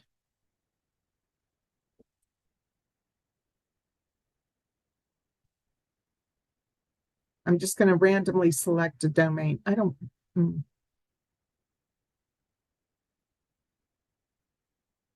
going to say this one is met. And I'm going to save it. So now I have two needs here. Well, next time at my goal review, we haven't created a goal. So here is where we're going to tie everything together. Okay. Now, I'm aware it's been roughly an hour, maybe give or take. It's 10:16. We are getting near the very end of this, so I'm not going to give a full break right now, but let's do a seventh inning stretch and stand up, stretch, wiggle in your chair, whatever. Let's just get our juices flowing again. Okay, so we'll start again. Now with the goals. And here we have a health and wellness maintain. And there's things to fill out. I have info. I have another goal info. And then advocacy and change. Well, there's 4 goals there. I only want 2. So I've already deleted a lot of goals, but I wanted to show you how to delete the goals. I am in my info goal. That was for me, my way to know that it's a goal to be removed. You're going to follow guidelines for what you input. I have a trash can here, so I can click this to say I want to delete this. I must scroll down to click continue. And that goal is no longer there. I have advocacy.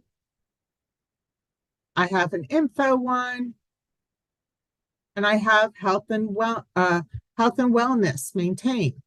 I have one more that I want to get rid of. So coming down to goal, I'm clicking on that trash can. I didn't see anything happen. I'm going to click on that again. Well, you know how after I clicked on it, actually, I want to click on it one third time. You can see when I click on it, here is that, do I want to delete this and permanently remove it? Well, if I click on the trash can again, that removes that message. So basically, if I click on the trash can, I have to scroll, click to remove. If I click on the trash can a second time, that negates my original trash can selection. So it's always click it once, scroll down. Now, the other thing that I want to point out is once this goal is removed, it is removed. There is no way to get it back. The help desk can't get it back. Leslie can't get it back. It is gone. So please, when you're deleting something, make sure it's something you want to delete. Now, the other thing is, are you sure you want to permanently complete or permanently remove this record? I'm going to say continue. Continue as in continue removing this record. Okay, so I'm at my goals now, and I have only 2 of them. I'm going to click on the goal now. I can have my pencil icon because I want to open it up. I'm going to identify my desired outcome. I have domains, and once I click on one, it engages the caret, so I can move that domain over. I can click on multiple at the same time and move them over. If I find I have more than I want, if I click on it when it's under the selected column, I have another caret that's going to move it back to the available column. This left column is always your available column. The right column is always your selected column. I have my strengths here. Well, I want to identify Paul's strengths. I clicked on it. I'm moving it over. You will obviously have a lot more selections. I kept things very simple for our purposes. I have a barrier. There's only one for this item. My needs, this is required. So remember, I said each goal must have at least one need. Well, this has one need, the health and wellness, so I'm going to move that over. And services and supports, I said at least one goal must have a service or support. In this instance, I'm going to check both of them and move them over to selected. I need to identify and click to add the milestone.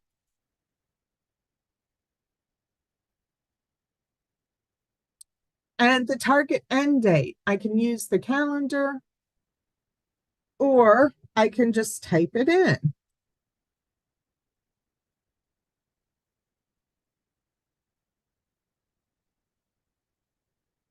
Now, down here again, I'm at services and supports.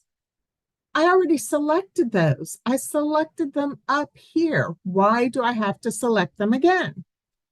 Well, the reason they have to be selected again is you see this little box, this outline that's going around the milestone. This is the service or support for this particular milestone. So I'm going to click and move an available over to selected. Okay. And again, I have to have at least one. The goal status can be updated. And I no longer need this when.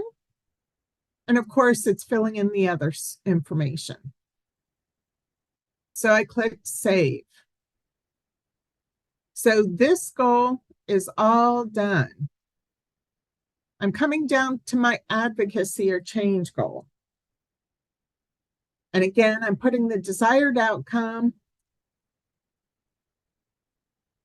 I'm moving over a domain.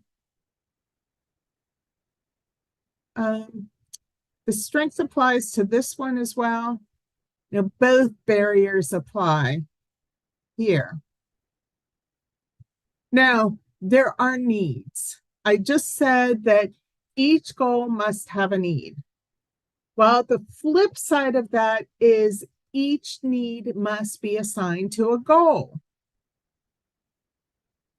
I don't remember what need I selected for the other goal, so I would need to go back and check because I want to make sure that both of these needs are covered by a goal.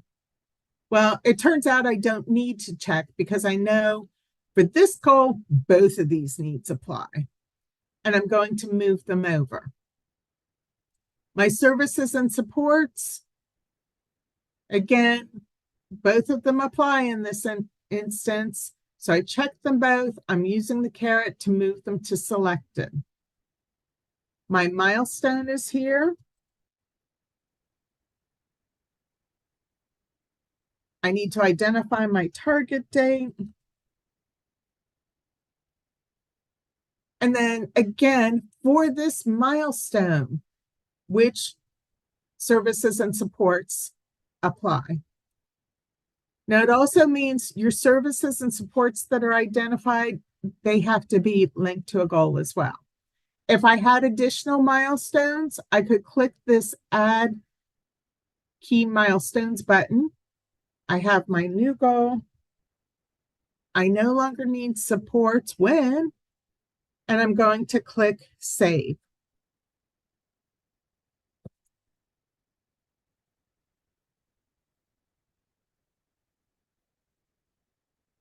Okay, so I'm repeating this for a third time, but the reason I'm doing it is because it's really important. So again, just please open those ears.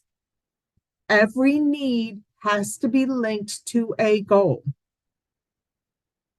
So if you have 5 goals, those 5 goals each has to have a need.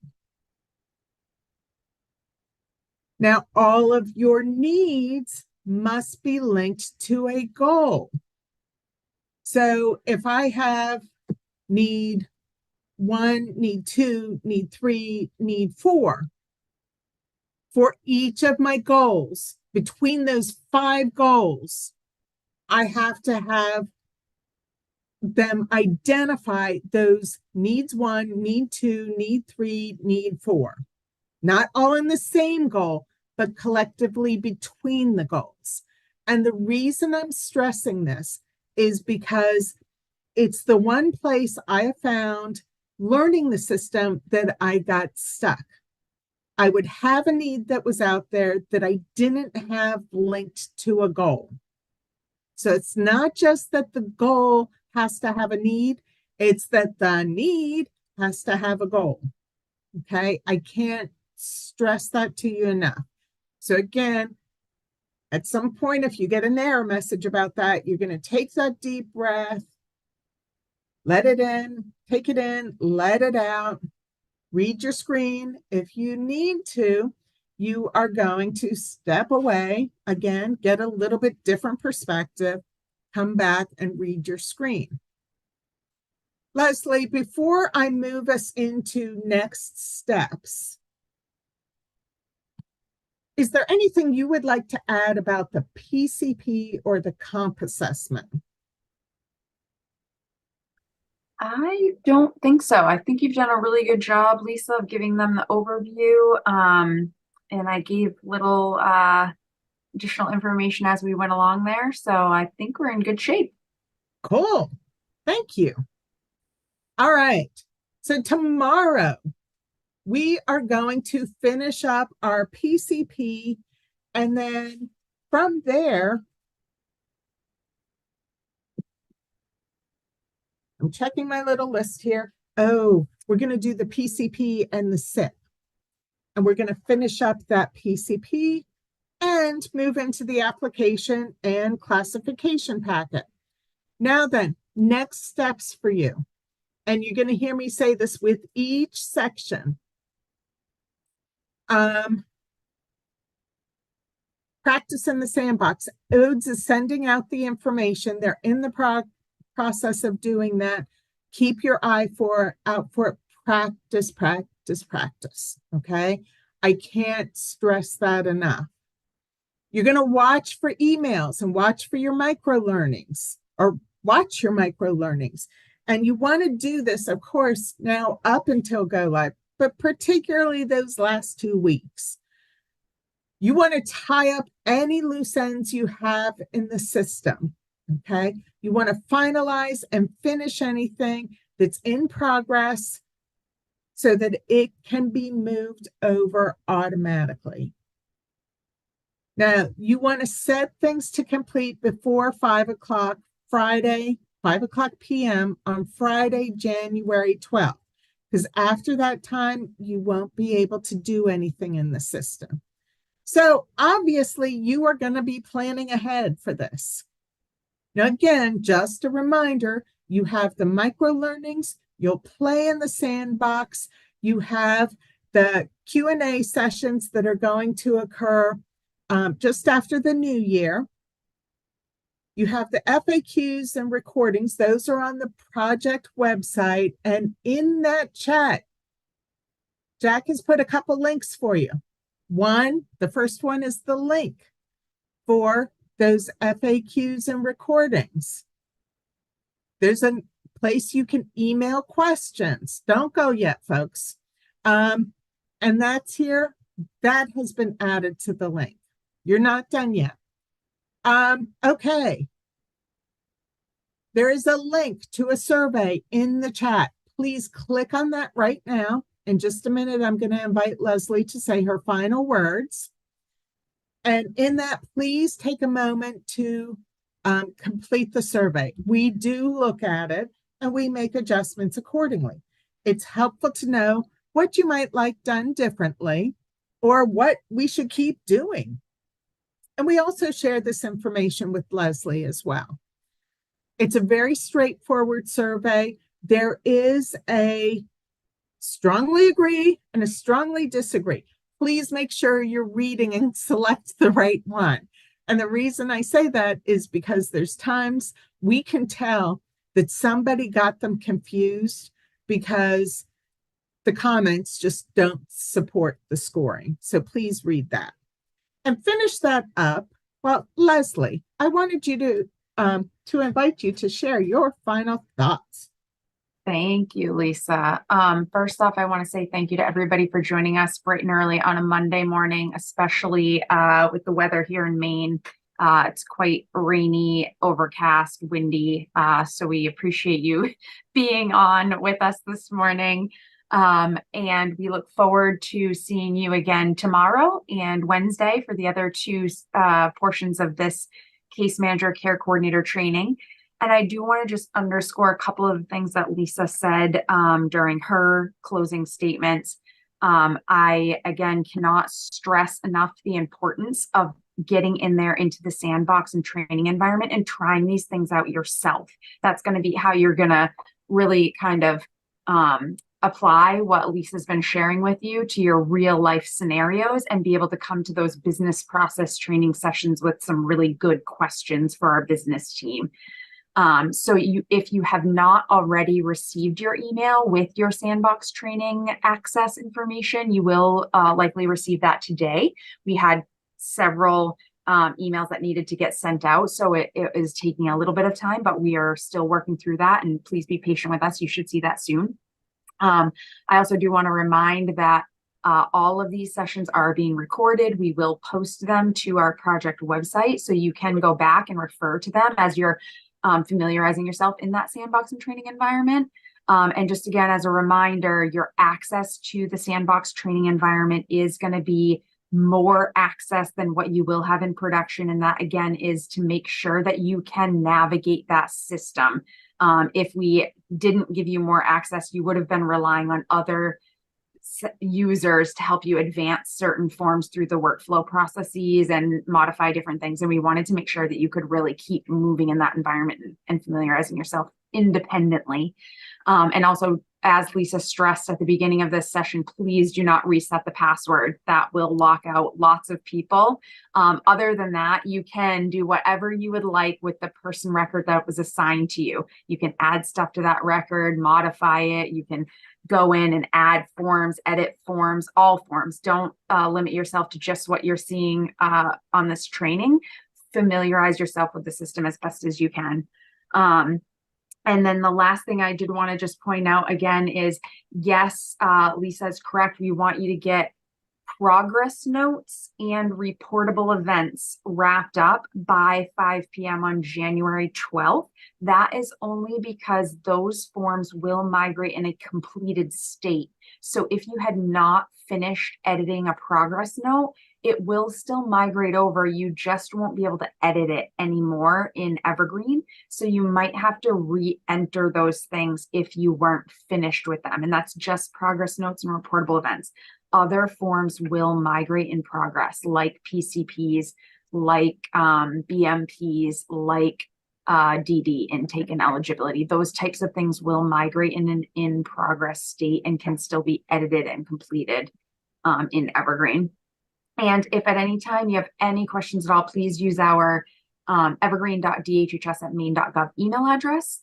And Jacqueline was kind enough to put the link to our project website in the chat. So go ahead and grab that now. If you don't have that, that will take you right to the training page that has the micro learning videos. And then underneath of it is our training registration links. And the one that is very relevant to the content that you received this morning is the January 4th, 2024, 8 o'clock session called ODES Business Process Comp PCP 90-Day Review. I strongly suggest that you all register for that one. That's the one that's going to be led by our community case management liaison team and our BI waiver manager, to give some of that additional business process context and be able to answer some of the questions that I wasn't able to answer on the call today through the Q&A.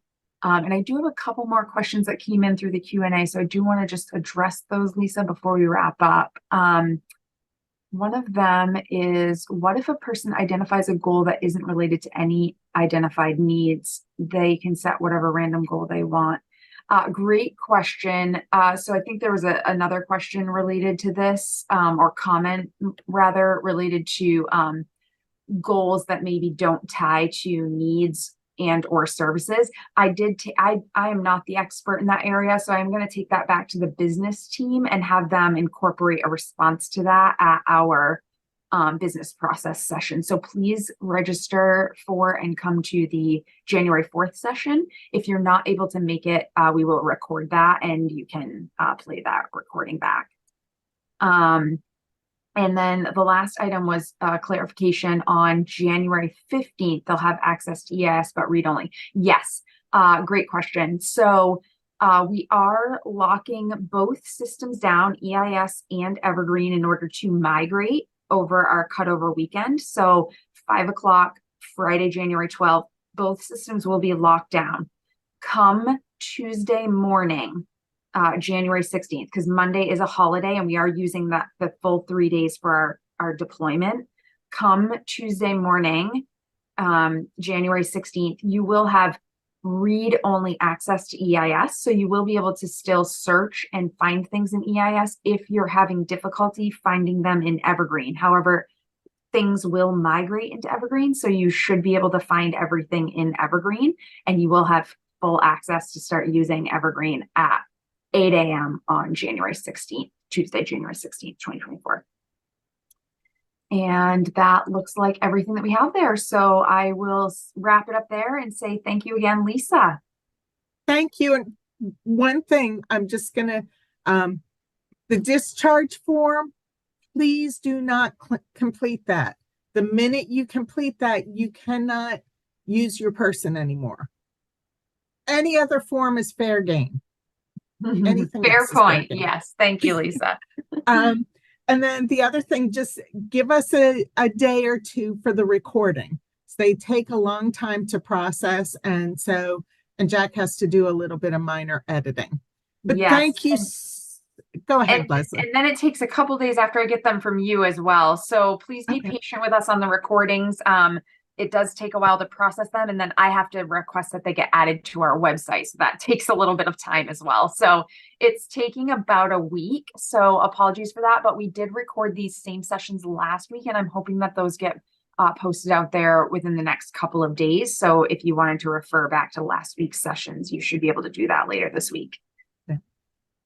So with that, thank you. Have a great Monday, and I will see you all tomorrow.